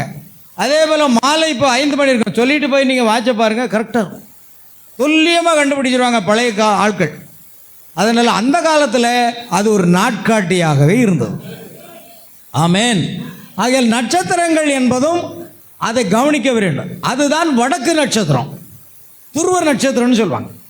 அது ஒரே இடத்தில் நின்று கொண்டிருக்கிறது. அது நேற்றும் என்றும் என்றும் மாறாதவராகிக்க இயேசு கிறிஸ்துக்கு ஒரு எடுத்துக்காட்டார். இயேசு கிறிஸ்து எப்பொழுதும் தன்னுடைய வார்த்தையில் நிலைத்திருக்கிறார். வார்த்தையை விட்டு அவர் வலதுபுறமோ இடதுபுறமோ விலகவே மாட்டார். அல்லேலூயா. அதுதான் அந்த வடக்கு நட்சத்திரத்துக்கு அவர் ஒரு அடையாளம். ஆமேன். அல்லேலூயா. கவனிங்க, மற்றவை வெவ்வேறு திசைகளில் திரியும். மற்ற நட்சத்திரங்கள்லாம் என்ன செய்யும்? ஒன்றுங்க, பைபிளே இருக்கு. அவர்கள் மார்க்கம் தப்பி திரிகிற நட்சத்திரங்களுக்கு ஒப்பாயிருக்கிறார்கள். ஒரு நாளைக்கு இந்த சபையில் இருப்பான், அந்த அடுத்தால என்ன போயிடுவான்? இன்னொரு சபைக்கு போயிடுவான். அங்கே எடுத்துக்கொள்ளப்படுறது அங்கே போயிடுவான். எடுத்துக்கொள்ள முடிந்த பிறகு என்ன 1000 வருஷம் ஆட்சி நடக்குன்னா அங்கே போயிடுவான் சபைக்கு. மார்க்கம் தப்பி திரிகிற நட்சத்திரங்களை போல இருக்கிறார்கள்னு வசனமே இருக்குது. ஒரு சபையில் உருப்படியாக இருந்து கனி கொடுக்க மாட்டான். கொஞ்ச நாளைக்கு இருப்பான், அங்கே எடுத்துக்கொள்ளப்படுறதில் போயிடுவான். அங்கே 1000 வருஷம் அரசாட்சிப்பான். அப்புறம் பிரண்டாம் தான் கடவுளும்பான். அப்புறம் பார்த்தா ஜபம் தேவையே இல்லைன்னு சொல்லுவான். நம்ம சபையிலேருந்து போகிறவங்க இப்போ ஜபம் கூட பண்ண மாட்டாங்க தெரியுமா? ஜபமே தேவையில்லை. தன்னுடைய சொந்த மகள் மரணப்படுக்காயில் அந்த பிரசவ நேரத்தில் வேதனைப்பட்டு இருக்கா. இவர் ஒரு ஜபம் கூட பண்ணலைங்க. குழந்தை விளைச்சிட்டு மகள் மரித்து போனாள். நம்ம சபையில் நான் ஞானஸ்தானம் கொடுத்த குடும்பம், நான் தான் அவர்களுக்கு ஞானஸ்தானம் கொடுத்தேன். இந்த வஞ்சகமான போதகத்துக்குள்ளே போயிட்டாங்க. கடைசியில் சீரியஸாக மரணத்தின் விளிம்பில் இருக்கிற மகளுக்கு கூட ஒரு ஜெபத்தை ஏறெடுக்கலை. ஏன்னா எல்லாம் முடிந்து விட்டது, சபகாலம் முடிந்து விட்டது, கிருபை முடிந்து விட்டது, எல்லாம் முடிந்து விட்டது. இனி ஜெபம் எதுக்கு? பூதமான உபதேசம் எங்கேருந்து போனாங்க? நான் கொடுத்த ஞானஸ்தானம் கொடுத்த அந்த விசுவாசிகள் தான் இப்படி வஞ்சக போதகங்களில் போயிட்டாங்க. எல்லாம் போயிட்டாங்க. நான் ஞானஸ்தானம் கொடுத்தவங்க அநேகர் எடுத்துக்கொள்ளப்படுறதில் போயிட்டாங்க. அநேகர் பிரங்காம் கடவுள்னு போயிட்டாங்க. அநேகர் இப்படி அப்படி போயிட்டாங்க. இல்லைன்னா சபைக்குள்ளே இருக்கிறதுக்கு போய் இடம் கிடையாது. அல்லேலூயா. யோதாஸ் தனக்குரிய இடத்துக்கு போனான். யார் யார் எங்கே போய் சேரணுமோ அங்கங்கே போய் என்ன செய்வாங்க? கண்டிப்பாக சேருவாங்க. தேவன் உங்களை நித்தியத்துக்காக பரலோகத்துக்காக முன்குறித்திருப்பாரானால் சரியாக அவர் அங்கு கொண்டு செல்வார். ஆமேன். அல்லேலூயா. நான் போகும் வழியை அறிந்திருக்கிறேன் என்று இயேசு சொன்னார் அல்லவா? அதுதான் காரியம். கவனிங்க. ஆகையால் மேகமூட்டம் காரணமாக உங்களால் வடக்கு நட்சத்திரத்தை காண முடியாமல் போனால், அது பகல் நேரமாக இருந்து நீங்கள் வழி தப்பி போயிருந்தால் நீங்கள் மரங்களை கவனிக்க வேண்டும். பாருங்க, அந்த நட்சத்திரத்தை கவனிச்சா சரியாக வழிகாட்டுமா, திசையை கண்டுபிடிச்சிடலாமா? ஒருவேளை மேகமூட்டம் அதிகமாக இருந்து அந்த நட்சத்திரத்தை மறைத்து கொண்டால் என்ன செய்வீர்கள்? ஆமென். மரங்களை கவனியுங்கள். அடுத்த எதை பார்க்கணுங்க? மரங்கள். தேவன் இயற்கைகள் எல்லாம் நமக்கு ஒரு வழிகாட்டியாக வைத்திருக்கிறார். மேகமூட்டம் காரணமாக உங்களால் வடக்கு நட்சத்திரம் காண முடியாமல் போனால், அது பகல் நேரமாக இருந்து நீங்கள் வழி தப்பி போயிருந்தால் நீங்கள் மரங்களை கவனிக்க வேண்டும்.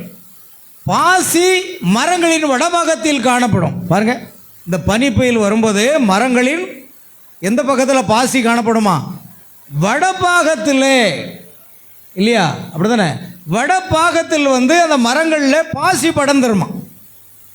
அப்படி படர்ந்திருக்கும் பொழுது, ஏனெனில் மரத்தின் தென்பாகத்தில் வடபாகத்தை காட்டிலும் அதிக வெளிச்சம் படுகின்றது. பார்த்தீங்களா? ஒரு மரம் இருக்குன்னா வடபாகத்தை விட தென்பாகத்தில் என்ன இருக்குமா? அதிக வெளிச்சம் படும். அதனால் வடபாகத்தை நீங்கள் கவனிங்கள். ஒரு கால் அங்கு இருட்டாக இருந்து உங்களால் பாசியை காண முடியாமல் போனால் என்ன செய்வீர்கள்? பாருங்க, முதல்ல நட்சத்திரத்தை காண முடியலன்னா என்ன பண்ணுங்கன்னா மரத்தை போய் பாருங்க. அந்த மரத்தில் தேவன் ஒரு திசை கருவி போல வைத்திருக்கிறார். அதனுடைய தென்பாகத்தில் வெளிச்சம் படுறதுனால அதிகமாக பாசி படராதான். ஆனால் வடபாகத்தில் இருள் அதிகமாக இருக்கிறதுனால என்ன செய்யுமா? பாசி படரும். அப்போ அந்த மரத்தை சுற்றி பார்த்தீங்கன்னா எங்கு பாசி படர்ந்திருக்கிறதோ அதுதான் வடபாகம் என்று நீங்கள் அறிந்து கொள்ளலாம். உங்கள் சரியான திசையை நீங்கள் அறிந்து கொண்டு பயணம் செய்வதற்கு ஏதுவாக இருக்கும்.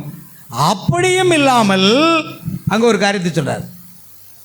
பாசியை கூட உங்களால் காண முடியாமல் போயிட்டுன்னு வைங்களா, என்ன செய்வீர்கள்? உங்கள் கண்களை மூடிக்கொள்ள வேண்டும். ஏன்னா இருளாயிடுச்சு. நீங்கள் வேறு எதை குறித்தும் யோசனை செய்யக்கூடாது. நீங்கள் மெல்ல நகர்ந்து நல்ல பட்டை உள்ள மரத்தை கண்டுபிடிக்க வேண்டும். மெதுவாக நகர்ந்து என்ன மரம் பார்க்கணும்? இந்த மரத்தில் பட்டைகள் இருக்கும் சுற்றி, இல்லையா? மரம் என்றாலே வெளியில் பட்டை தான் இருக்கும். நமக்கு தோல் இருக்கு இல்லையா? அதே வெளியே மரத்துக்கு என்ன இருக்குது? பட்டைகள் இருக்குது. இந்த பட்டையை நீங்கள் கவனிக்க வேண்டும். அந்த நல்ல பட்டையுள்ள மரத்தை கண்டுபிடிக்க வேண்டும். உங்கள் கைகளை அதை சுற்றிலும் போட்டு உங்கள் விரல்களை சந்திக்கும்படி செய்ய வேண்டும். பின்பு நீங்கள் மெல்ல மரத்தை சுற்றி வர வேண்டும். பட்டை எங்கு கனமாக உள்ளதோ அதுதான் வடபாகம். பார்த்தீங்களா? பாசி படரலைன்னா இன்னொரு காரியம் இருக்கிறது. அல்லேலூயா. பாசி படலைன்னா எதை வச்சு கண்டுபிடிக்கணுமா? அந்த பட்டையை சுற்றிலும் என்ன இருக்குங்க? என்ன? உங்கள் கைகளை அதை சுற்றிலும் போட்டு விரல்களை சந்திக்கும்படி செய்ய வேண்டும். பின்பு நீங்கள் மெல்ல மரத்தை சுற்றி வர வேண்டும். பட்டை எங்கு கனமாக உள்ளதோ, அல்லேலூயா. பாருங்க,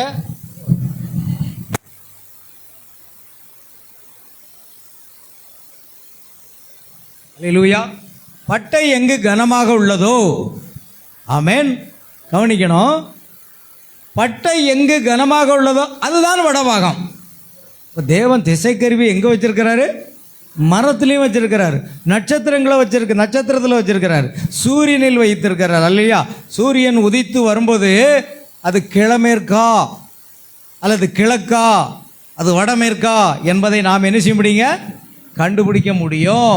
தேவன் இதையெல்லாம் நமக்கு கருவிகளாக வைத்திருக்கிறார். கவனிங்க. அல்லேலூயா. ஆகையால் கவனிக்க வேண்டும்.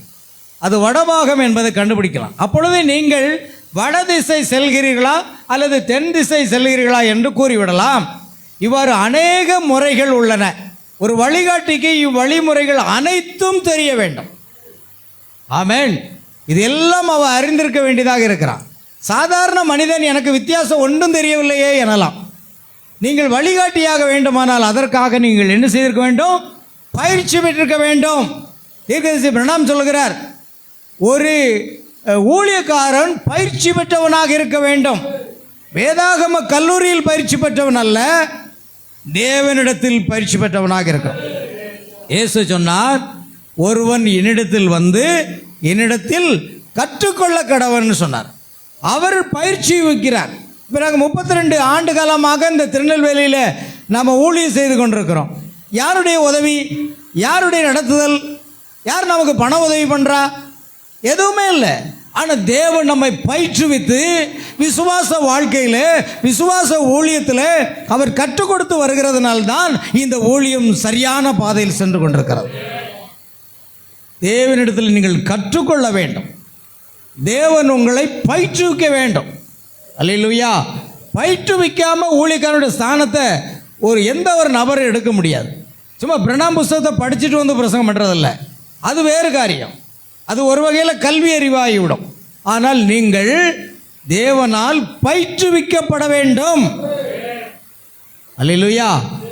சகோதரர், அதாவது அப்போஸ்தலனாகிய பவுல் சொல்கிறார் பாருங்க, வாழ்ந்திருக்கவும் எனக்கு தெரியும், தாழ்ந்திருக்கவும் எனக்கு தெரியும், நான் எல்லாவற்றிலும் மனரம்மியமாக இருக்க கற்றுக்கொண்டேன்கிறார். இது வேதாகம கல்லூரியில் வராது. இது தேவன் உங்களை நடத்துகிற பாதையில் நீங்கள் கற்றுக்கொண்டு முன்னேறி. இன்னும் நான் கற்றது கையளவு தான். இப்போ தேவன் என்னை பயிற்றுவித்து எனக்கு கற்றுக் கொடுத்து சபை இப்படி நடத்த வேண்டும், இப்படித்தான் செல்ல வேண்டும் என்று நடத்தி கொண்டு வருகிறார். ஆனால் முழுவதுமாக நான் அதை அறியவில்லை, ஏதோ கொஞ்சம் அறிந்திருக்கிறேன். ஆனால் இன்னும் தேவனிடத்தில் நான் கற்றுக்கொள்ள வேண்டியது அநேகம் இருக்கிறது. நாம் ஒவ்வொருவரும் தேவனிடத்தில் கற்றுக்கொள்ள வேண்டும். பிரியமானவர்களே, அல்லேலூயா. கவனிக்க வேண்டும். ஆகையால் பயிற்சி பெற வேண்டும். ஊழியக்காரன் கண்டிப்பாக தேவனால் பயிற்றுவிக்கப்பட்டவனாக இருக்கணும். அது முக்கியம். இந்த பையன்கள் மிகவும் அருமையான சாரணரை. அவர்களுக்கு கயிற்றில்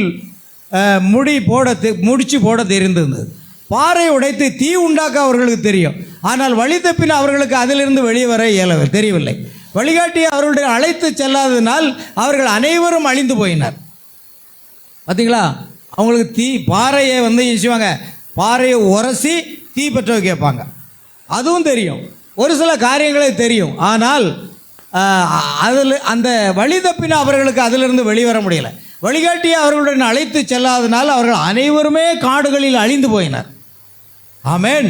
2 ஆண்டுகளுக்கு முன்பு கொலராடோவை சேர்ந்த யோசனை இல்லாத ஒரு தந்தை 6 அல்லது 7 வயதான தன் மகனை கூட்டிக் கொண்டு மான் வேட்டையாட மலையில் மேலே ஏறினாராம்.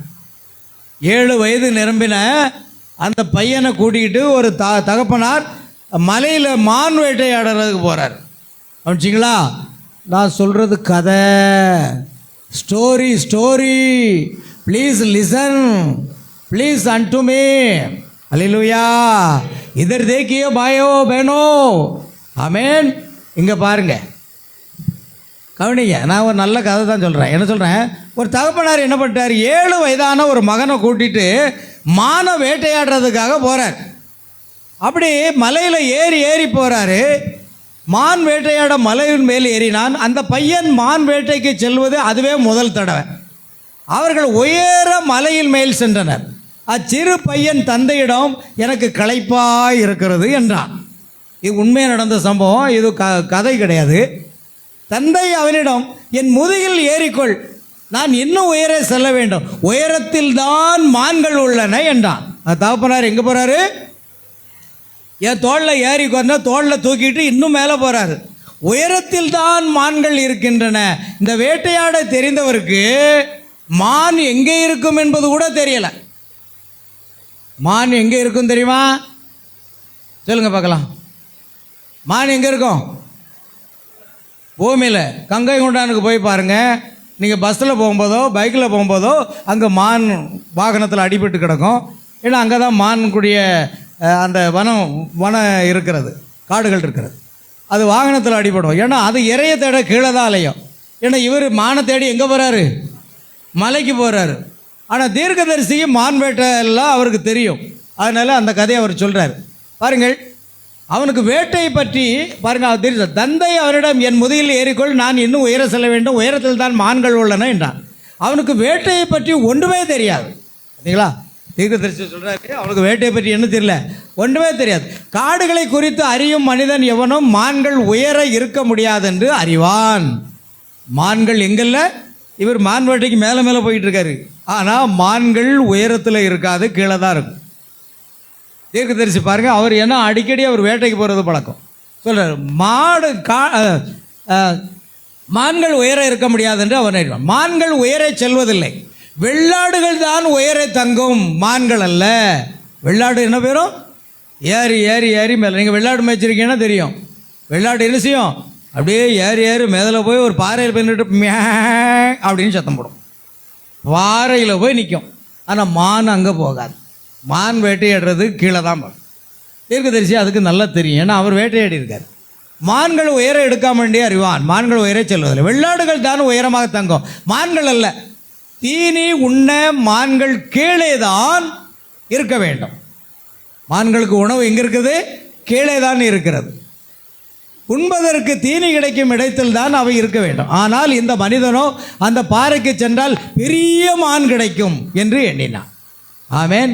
வழிகாட்டி இல்லைன்னா இதுதான் நடக்கும். உங்களுக்கு ஒரு வழிகாட்டி கண்டிப்பாக இருக்கணும். வழிகாட்டி இல்லாதவன் கண் சொருகி போன குருடனாக இருப்பான். கவனிங்க, பாறையின் மேல் மான் நிற்பது, அந்த பாறைக்கு சென்றால் பெரிய மான் கிடைக்கும் என்று எண்ணினால் பாறையின் மேல் மான் நிற்பது போன்ற படம் ஒன்றை அவன் பார்த்துருக்கிறான். சில பேர் வனத்துறையில் வச்சுருப்பாங்க, ஏதோ ஒரு பானையில் மான் நிற்கிற மாதிரி பார்த்துருப்பாங்க. இந்த படத்தை பார்த்துக்கிட்டு அவன் ஏமாந்திருக்கான். அல்லேலூயா.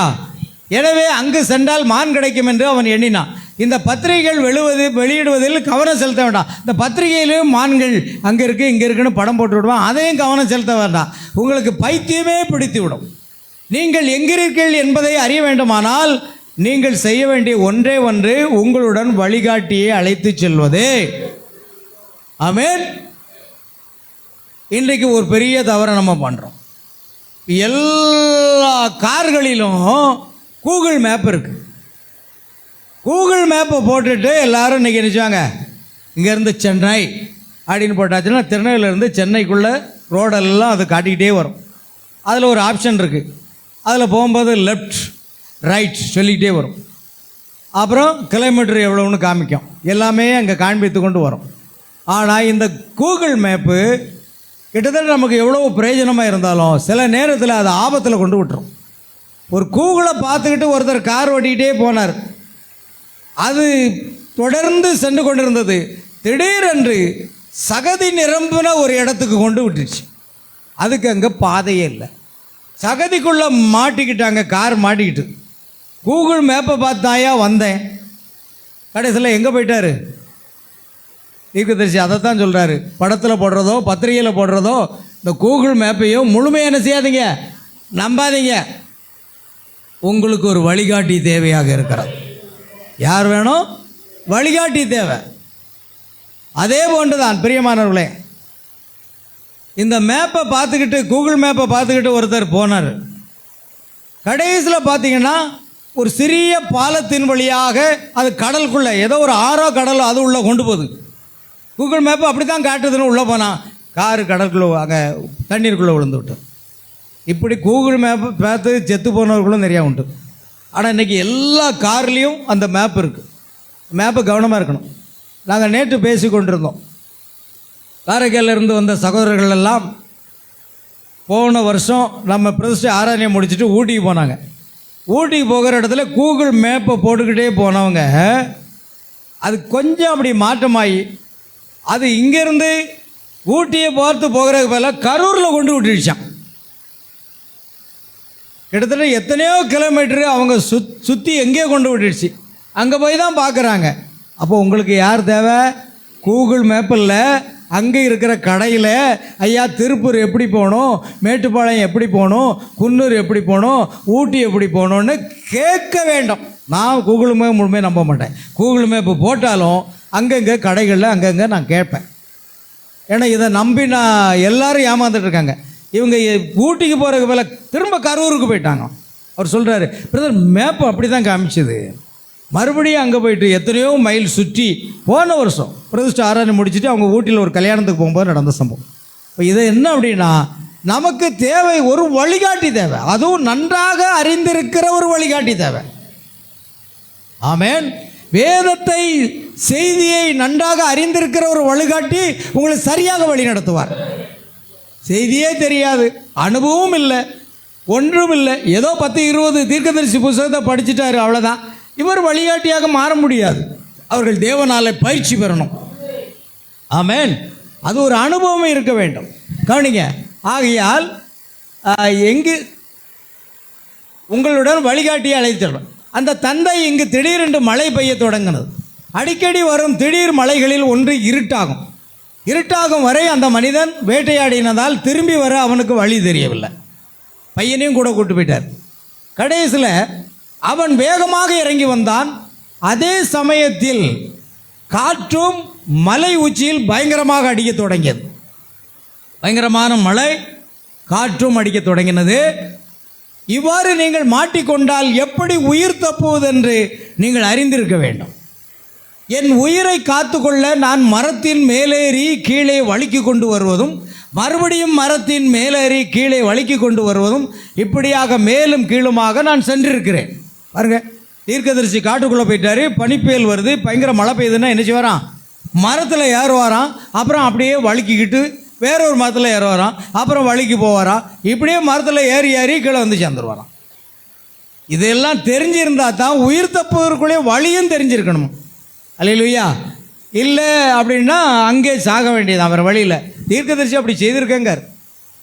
மரத்தின் மேலேறி வழுக்கி கொண்டு வருவதும், மறுபடியும் மரத்தின் மேலேறி கீழே வழுக்கி கொண்டு வருவதும், இப்படியாக மேலும் கீழுமாக சென்றிருக்கிறேன். சில சமயங்கள் 4 அடி கனத்திற்கு இருபுறமும் பனி பெய்திருக்கும். 4 அடி, கிட்டத்தட்ட இந்த அடி அளவுக்கு என்னன்னோ 4 அடி அளவுக்கு பனி இருக்குமா. அப்படி இருக்குமானால் நான் கொம்புகளை வெட்டி கீழே அடுக்கி விடுவேன். 4 அடி பனி, அதில் கொம்புகள், மரக்கொம்புகளை எல்லாம் வெட்டி என்ன செய்வேன்னா அது மேலே அடுக்கிடுவேன். அடுக்கி விட்டு இருபுறமும் பனி பெய்திருக்கும். அந்த கொம்புகளை வெட்டி கீழே அடுக்கி விடுவேன். தாழ முடியாமல் எனக்கு பசி எடுக்கும்.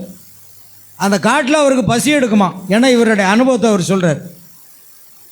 நான் கொம்புகளுக்கு தீ மூட்டி பனியை உருக வைப்பேன். பார்த்தீங்களா, அந்த பனி மேலே 4 அடி உயரமுள்ள பனியில் கொம்புகளெல்லாம் வச்சு அதை தீ மூட்டுவாராம். தீ மூட்டினோன்னா பனி கட்டி என்ன செய்யும்? உருக வைப்பேன். கவனிங்க, நான் தீ மூட்டி வைப்பேன். பின்பு காலை 1 மணி 2 மணி அளவில் கொம்புகளை உருவி சூடான தரையில் படுத்திருப்பேன். என் உயிரை காக்க இப்படியெல்லாம் செய்திருக்கிறேன். பார்த்தீங்களா, தீர்க்கதரிசி காட்டில் இதெல்லாம் நமக்கு தெரியுமா? தெரியாதுல்ல. அப்போ அவருக்கு அதெல்லாம் கற்றுக்கொண்டவர். ஒரு காட்டுக்கு போனால் எங்கே வேட்டையாடணும், என்ன செய்யணும், எப்படி தப்பி வைக்கணும். 4 அடி பனி இருந்ததுன்னா கம்பெல்லாம் போட்டு என்ன பண்ணியிருக்காரு? தீ மூட்டி உருக வச்சு அது சூடான பிறகு அதில் படுத்து தூக்கியிருக்காரு. எப்படி இருக்குங்க? இந்த அனுபவத்தை அவர் பெற்றிருக்கிறாருங்க. இதெல்லாம் சொல்லி தான் வழிகாட்டி, சிறந்த வழிகாட்டியாக இருந்தால் நம்மை அவர் பாதுகாப்பார்னு சொல்கிறார். கடைசியில் நம்ம செய்திக்கு வரப்போகிறோம். நேரம் ஆகிட்டு முழுவதும் முடிக்க போகிறேன்னான்னு தெரியல. ஆகையால் ஆனால் இந்த மனிதனுக்கோ என்ன செய்வதென்றே தெரியவில்லை. அவனுக்கு சொல்லிக் கொடுக்க அவனுடன் யாரும் இல்லை. அவன் மகனை அணைத்து கொண்டான். மகன் குளிரில் விரைத்து தந்தையின் கரங்களில் மறித்து போனான். பார்த்தீங்களா, எப்படி தப்பிப்பதுன்னு தெரியாமல் வழிகாட்டியும் இல்லாமல் போனால் இப்படி தாங்க. உங்களுக்கு ஒரு வழிகாட்டி வேணுமா வேண்டாமா? வழிகாட்டி இல்லை, நான் என் இஷ்டப்படி தான் வாழ்வேன் அப்படின்னா நீங்கள் எங்கேயோ போயிடுவீங்க. தேவன் ஒரு சிறு சபைக்கு மேய்ப்பனை வழிகாட்டியாக வச்சிருக்கிறார். அந்த மேய்ப்பனுக்கு அடங்கி கீழ்ப்படிந்து வாழ்ந்தால் மட்டும்தான் நீங்கள் சரியான பாதையில் போக முடியும். அதுக்கு ஒரு வசனம் இருக்குது, நான் இப்பொழுது காண்பிக்கிறேன். ஆகையால் மகன் குளிர் விரைத்து தந்தையின் கரங்களில் மரித்து போனான். யோசனை இல்லாதவன் அவன் மாத்திரம் அவனுடன் ஒரு வழிகாட்டியை அழைத்து சென்றிருந்தால் அது என்ன நேரமாக இருந்தாலும் உயிருடன் தன் மகனை கொண்டு வந்திருப்பான். கூட யார் இல்லை? வழிகாட்டி இல்லை. அல்லேலூயா. அவனோ இருட்டாகும் வரை காத்திருந்தான். அதனால் அவனுக்கு வழி தெரியாமல் போய்விட்டது. இன்றைய கிறிஸ்தவர்கள் இடையேயும் அதுதான் தொல்லை. அவர்கள் இருட்டாகும் வரை காத்திருந்து அதன் பின்பு அவர்களுடன் வழிகாட்டி இல்லாதையே உணர்கின்றனர். பாருங்கள், வழி தவறி போன மனிதன் ஒருவனை நீங்கள் எப்பொழுது ஆகிலும் கண்டதுண்டா? வழி தவறி போன மனிதன் ஒருவனை மீண்டும் கொண்டு வரும் அனுபவம் உங்கள் யாருக்காகிலும் உண்டா? காண்பதற்கு அது மிகவும் பரிதாபமாக இருக்கும். ஒரு மனிதன் வழி தவறும்போது அவன் காட்டு மனித தன்மையை அடைந்து விடுகிறான். அவன் என்ன செய்வது என்பதென்று அவனுக்கே தெரியாது. காட்டில் வழி தவறி போன ஒரு பையனை நான் உங்களுக்கு ஒரு முறை கண்டுபிடித்தோம். அவன் குதிரை, மாடு, மந்தைகளை கண்காணிப்பவன். அவன் தவறான எல்லைக்குள் சென்று அங்கு காணாமற் போய்விட்டான். 3 நாட்களுக்கு பின்பு அவனை கண்டுபிடித்த போது அவன் காட்டு மனிதனைப் போல் பயங்கரமாக கூச்சலிட்டு ஓடத் தொடங்கினான். அந்த காட்டிலே வாழ்ந்து அவனால் வழி தவறி போனவன் அந்த காட்டில் உள்ள மிருகங்களைப் போல சுபாவம் அவனுக்கு வந்துட்டான் மனிதனுக்கு. அல்லேலூயா. சபைக்கு ஏன் வரணும்? சபைக்கு வந்தவன் தான் இனிமையாக மாறுவான். சபைக்கு வராதவங்க இனிமையாக மாறவே முடியாது. அதனால் நாம் எதுக்கு இன்றைக்கி கிராமமாக கூடி வாழ்கிறோம்? அதுக்கு ஒரு பழமை உண்டா? கூடி வாழ்ந்தால் கோடி நன்மை. அப்பா ஞாபகம் வந்துட்டு பழமொழி. கூடி வாழ்ந்தால் கோடி நன்மை. சபையார் ஒருமனப்பட்டு கூடி இருந்தால் கோடி நன்மையை நாம் அனுபவிக்கலாம். ஆளுக்கு ஒரு பக்கம் மூஞ்சை தூக்கிட்டு இருந்தீங்கன்னா கோடி நன்மை கிடைக்காது, எல்லாருக்கும் தடைப்பட்டு போகும். அல்லேலூயா. கவனிங்க. ஆகையால் அங்கே என்ன நடந்தது? அவன் காட்டு மனிதனை போல் பயங்கரமாக கூச்சலிட்டு ஓடத் தொடங்கினான். அவனுடைய உதடுகள் தின்று போயிருந்தன. அவன் துப்பாக்கியை எரிந்து விட்டான். அவனுக்கு என்ன செய்வதென்றே தெரியவில்லை. அவர்கள் அவனை பிடித்து கட்டி போட வேண்டியதாயிற்று. அவனுடைய கூட பிறந்த சகோதரன் அவனிடம் வந்தபோது அவன் மிருகத்தை போல பாய்ந்து அவனை கடித்து விட்டான். பார்த்தீங்களா? அந்த மிருக புத்தி எப்படி வருது? காட்டுக்குள்ளே போனான். சபையை விட்டு காட்டுக்குள்ளே போனான். சபை கூடி வருகிறத விட்டு விட்டார். ஒரு காட்டு மனிதனை போல எங்கே போகிறோம், எப்படி வாழுகிறோம், எப்படித்தான் நாம் செல்லுகிறோம் என்பதே அவனுக்கு புரியவே புரியாது. ஒரு காட்டு மனிதனை போல அவர்கள் மாறிவிடுவார்கள். அல்லேலூயா. கர்த்தருக்கு ஸ்தோத்திரம் உண்டாகட்டும். கவனிங்க. அவன் காணாமற் போகும்போதே அவன் கலக்கம் அடைகிறான். அவன் அந்நிலையில் உள்ளதை அறியாமல் இருக்கிறான். ஏனெனில் அவன் காணாமற் போய்விட்டான் என்னும் எண்ணம் அவனுக்கு ஒரு விதமான பயத்தை அளித்து விடுகிறது. அவன் எங்கிருக்கிறான் என்றும் எப்படி நடந்து கொள்கிறான் என்றும் அவனுக்கு தெரிவதே இல்லை. ஆமென். அல்லேலூயா. அதுதான், வழிகாட்டி இல்லாமல் வாழ்ந்தீங்கன்னா நீங்கள் என்ன செய்கிறீங்கன்னு உங்களுக்கு தெரியவே தெரியாது. அவ்வாறே தான் தேவனுடைய சமூகத்திலிருந்து காணாமல் போன மனிதனும் இருக்கிறான். தேவனுடைய சமூகத்திலிருந்து காணாமல் போன ஒரு மனிதனாக இருந்தால் அவன் என்ன செய்கிறான், எங்கே போகிறான் என்பது அவனுக்கு தெரியவே தெரியாது. ஆமென். மார்க்கம் தப்பி அலைகிற நட்சத்திரங்களுக்கு ஒப்பாக இருக்கிறார்கள். ஆமென். அவன் சாதாரண நிலையில் உள்ள போது செய்யாத காரியங்களை அப்பொழுது செய்கிறான். மனித கருத்துக்களுக்கு அப்பாற்பட்ட செயல்களை அவன் புரிகிறான். தேவனிடமிருந்து காணாமல் போன மனிதன், தேவனிடமிருந்து காணாமல் போன சபை, தேவனை விட்டு அகன்று போன சபை, தேவனுடைய வேதாகமத்தின் கொள்கையில் இருந்து அகன்று போன சபை புரியும் செயல்களை ஜீவனுள்ள தேவனுடைய சபையில் காண நீங்கள் எதிர்பார்க்க முடியாது. தேவனை விட்டு அகன்று போன இந்த ஸ்தாபனங்கள். ஆமென். அங்கு யாரை காண முடியாது? தேவனை காண முடியாது, ஜீவனை காண முடியாது. காரணம் அவர்கள் தேவனை விட்டு அகன்று போய்விட்டார்கள், வார்த்தையை விட்டு அகன்று போய்விட்டார்கள். அல்லேலூயா. அதே போல் நம்முடைய சபையில் இருந்தும் வார்த்தையை விட்டு அகன்று போனவர்களை திரும்ப நீங்கள் கொண்டு அதை காணப்பட முடியாது. அல்லேலூயா. கவனிக்க வேண்டும். ஆகையால் ஜீவனுள்ள தேவனுடைய சபையில் காண நீங்கள் எதிர்பார்க்க முடியாது. அப்படிப்பட்ட ஒரு சபை பங்கோ சூதாட்டத்தினாலும் லாட்டரியினாலும் தங்கள் பணத்தை சம்பாதிப்பார்கள். அவர்கள் என்ன வேண்டுமானாலும் போதிப்பார்கள். அவர்கள் எதை வேண்டுமானாலும் கண்டிக்காமல் விட்டு விடுவார்கள். சபைக்கு அதிகமாக பணம் கொடுப்பவர்களை அவர்கள் முதியில் தட்டி கொடுத்து அவர்கள் செய்யும் அக்கிரமங்களை கண்டும் காணாமல் விட்டு விடுவார்கள். சபையில் அதிகமாக காணிக்க கொடுக்குறாங்க, அதிகமாக தசம் கொடுக்குறாங்க. பேஸ் கர்த்தருங்களை இன்னும் அதிகமாக ஆசீர்வதிப்பார். ஆனால் அவரிடத்துல இருக்க தவறை என்ன சொல்ல மாட்டாராம்? இந்த போதகர் சொல்லவே மாட்டாராம். அவரை திருந்தணும், பரலோகத்துக்கு போகணும்னு பேசுவான். ஆனால் நல்ல போதகம் அப்படி இல்லை. இச்சிக்கிற ஆதாயத்துக்காக அவன் ஊழியம் செய்ய மாட்டான். நீ கொடுக்குற காணிக்கைக்கும் தசம்பாகத்துக்கும் உன் காலில் விழுந்தாம்னா அவன் ஊழியக்காரனே கிடையாது. நீ எத்தனை ஆயிரம் காணிக்கை கொடுத்தாலும் சரி, எத்தனை ஆயிரம் தசம்பாகம் கொடுத்தாலும் சரி, அதை ஒரு பொருட்டாக எண்ணாமல் தேவ சித்தத்தை நிறைவேற்றுகிறவன் தான் ஊழியக்காரன். அல்லேலூயா. காணிக்கைக்கும் தசம்பாகத்துக்கும் ஆணு வாய பழக்கிறான்னா ஊழியக்காரனே கிடையாது முதல்ல. அல்லேலூயா. அவன் தேவனால் அழைக்கப்பட்டிருந்தால் தேவன் அவனை நடத்துவார் என்ற விசுவாசம் அவனிடத்தில் இருக்க வேண்டும். அல்லேலூயா.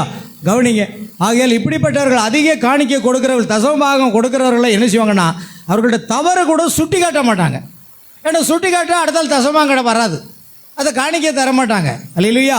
ஆனால் ஒரு நல்ல ஊழியக்காரன் என்ன செய்யணும்? அவருக்கு சரியான வழிகாட்டியாக இருக்க வேண்டும். ஆமென். பாருங்கள், அவர்கள் என்ன வேண்டுமானால் கண்டிக்காமல் விட்டு விடுவார்கள். சபைக்கு அதிகமாக பணம் கொடுப்பவர்களே அவர்கள் முதுகில் தட்டி கொடுத்து அவர்கள் செய்யும் அக்கிரமங்களை கண்டும் காணாமல் விட்டு விடுவார்கள். அது உண்மை. 3-4 முறை விவாகம் செய்தவர்களை அவர்கள் சபையின் மூப்பர்களாக நியமிப்பார்கள். சபையின் மூப்பர் யார்?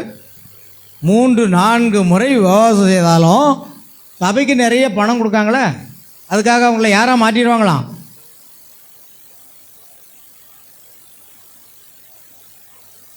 இன்றைக்கி ஸ்தாபன சபையில் மூப்பர்லாம் யார்? லே செயலாளர் யார்? இன்னார் யார்? தலைமை பகுதி வகிக்கிறவங்களாம் யார்? பெரிய பணக்காரன் மட்டும்தான் அங்கே போக முடியும். ஒரு ஏழையை ஒரு ஸ்தாபனத்தில் போய் பாருங்கள், ஒரு ஏழையை அவங்க முக்கியமான பொறுப்பு கொடுப்பாங்களா? கொடுக்கவே மாட்டாங்க. எல்லாம் பெரிய பெரிய பணக்காரனாக இருக்கணும், அப்படிப்பட்டவங்களுக்கு தான் பொறுப்பு கொடுப்பாங்க. புரியுதா? அதுதான் நடக்குது. ஆகையால் அவர்கள் சபையின் மூப்பர்களாக நியமிப்பார்கள். நீங்கள் நிறைவேற்ற வேண்டிய ஒன்று உண்டு, அதுதான் நீங்கள் தேவனுக்கு செய்ய வேண்டிய கடமை. நீங்கள் உறுதியாய் நின்று சத்தியத்தை எடுத்து கூறுங்கள். காணாமற் போன மனிதன் கலக்கமுற்ற நிலையில் இருக்கிறான், அவன் ஒரு பைத்தியக்கார நிலை அடைகிறான்.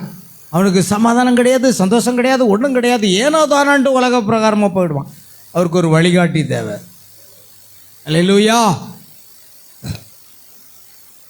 ஒரு வழிகாட்டி எப்படி போக வேண்டும் என்றும் என்ன செய்ய வேண்டும் என்றும் நன்கு அறிந்திருக்கிறார். தேவன் ஒவ்வொரு காலத்திலும் ஒரு வழிகாட்டியை தமது ஜனங்களுக்கு அனுப்பி தந்திருக்கிறார். அப்படி செய்ய அவர் ஒரு முறை கூட தவறியதில்லை. ஆமென். ஒவ்வொரு காலத்திலும் தேவன் ஒரு வழிகாட்டி. மோசே ஒரு வழிகாட்டியாக இருந்தான். ஆமென். யோசுவா ஒரு வழிகாட்டியாக இருந்தான். தாவீது ஒரு வழிகாட்டியாக, எல்லா தீர்க்கதரிசிகளும் அந்தந்த காலத்தில் வழிகாட்டியாக இருந்தார்கள். ஆமென். ஆகையால் ஒவ்வொரு முறை கூட அவர் ஜனங்களை சரியாக வழிநடத்துவதற்கு அவர் தவறினது இல்லை. வழிகாட்டியை அவர் அனுப்புகிறார். ஆனால் அந்த வழிகாட்டியை நீங்கள் ஏற்றுக்கொள்ள வேண்டும். தேவனால் அனுப்பப்பட்ட அந்த வழிகாட்டியை என்ன செய்யணும்? ஜனங்கள் ஏற்றுக்கொள்ள வேண்டும். அதான் முக்கியம். அவரை நீங்கள் நம்ப வேண்டும். அவர் போக கூறும் வழியில் நீங்கள் செல்ல வேண்டும். ஆமென். அந்த தீர்க்கதரிசி அல்லது அந்த வழிகாட்டி என்ன செய்யக்கூடாதுன்னு சொல்கிறாரோ அதை நீங்கள் செய்யக்கூடாது. எதை செய்ய வேண்டும் என்று சொல்லுகிறாரோ அதை நீங்கள் செய்ய வேண்டும். அப்படினால்தான் நீங்கள் சரியான பாதையில் செல்ல முடியும். அல்லேலூயா. பாருங்கள், நீங்கள் நம்ப வேண்டும். அவர் போக கூறும் வழியில் நீங்கள் செல்ல வேண்டும். நீங்கள் காட்டுக்குள் சென்று உங்கள் வழிகாட்டி நாம் இவ்வழியில் செல்லலாம் என்று கூறும்போது நீங்கள் வேறு வழியில் செல்ல எண்ணினால் நீங்கள் நிச்சயம் வழி தப்பி விடுவீர்கள். போதகருக்கு வழிகாட்டக்கூடாது.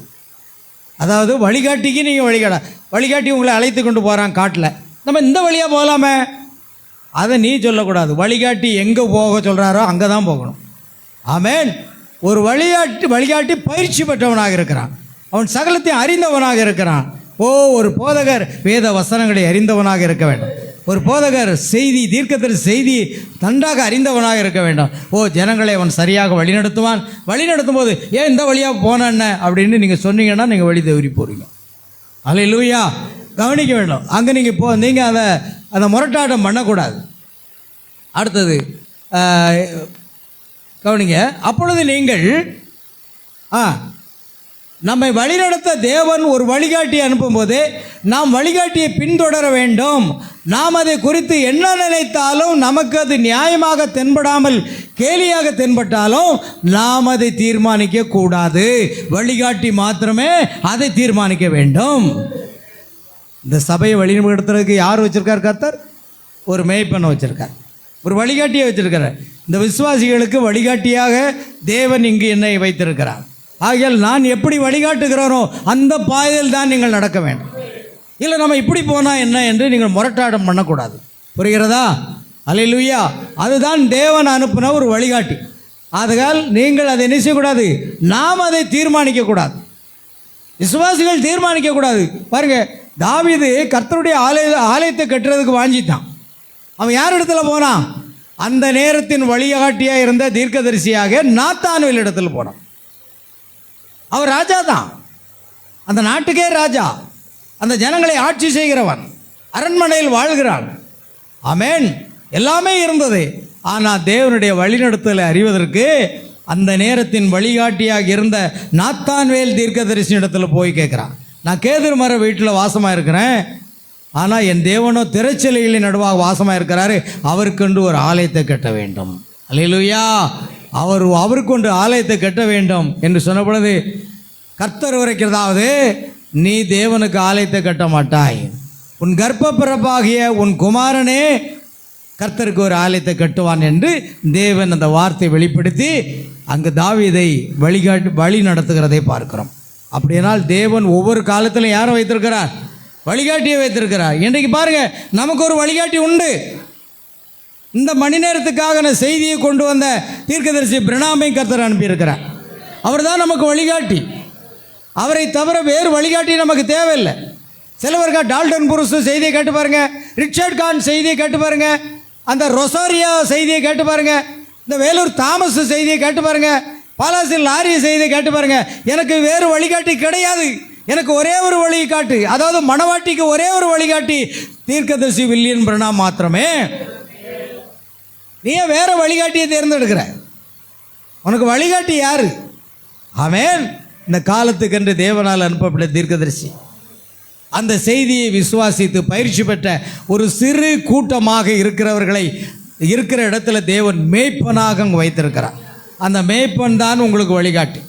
நீங்கள் மேய்ப்பனுடைய சொல்ல கேட்டு நடந்தீங்கன்னா சரியான பாதையில் போக முடியும். ஏன்னா தேவன் இங்கே வழிகாட்டியா. நாங்கள் எதேச்சியாக வரல, இல்லை வயிற்று பிழப்புக்காக ஊழியத்துக்கு வரல. ஆமென்.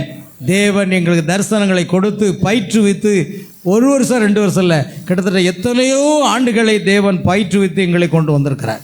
உங்களை வழிகாட்டுவதற்காக ஒரு வழிகாட்டியாக தேவன் வைத்திருக்கிறார். வேண்டுமானால் இந்த வசனத்தை வாசித்து பாருங்கள்.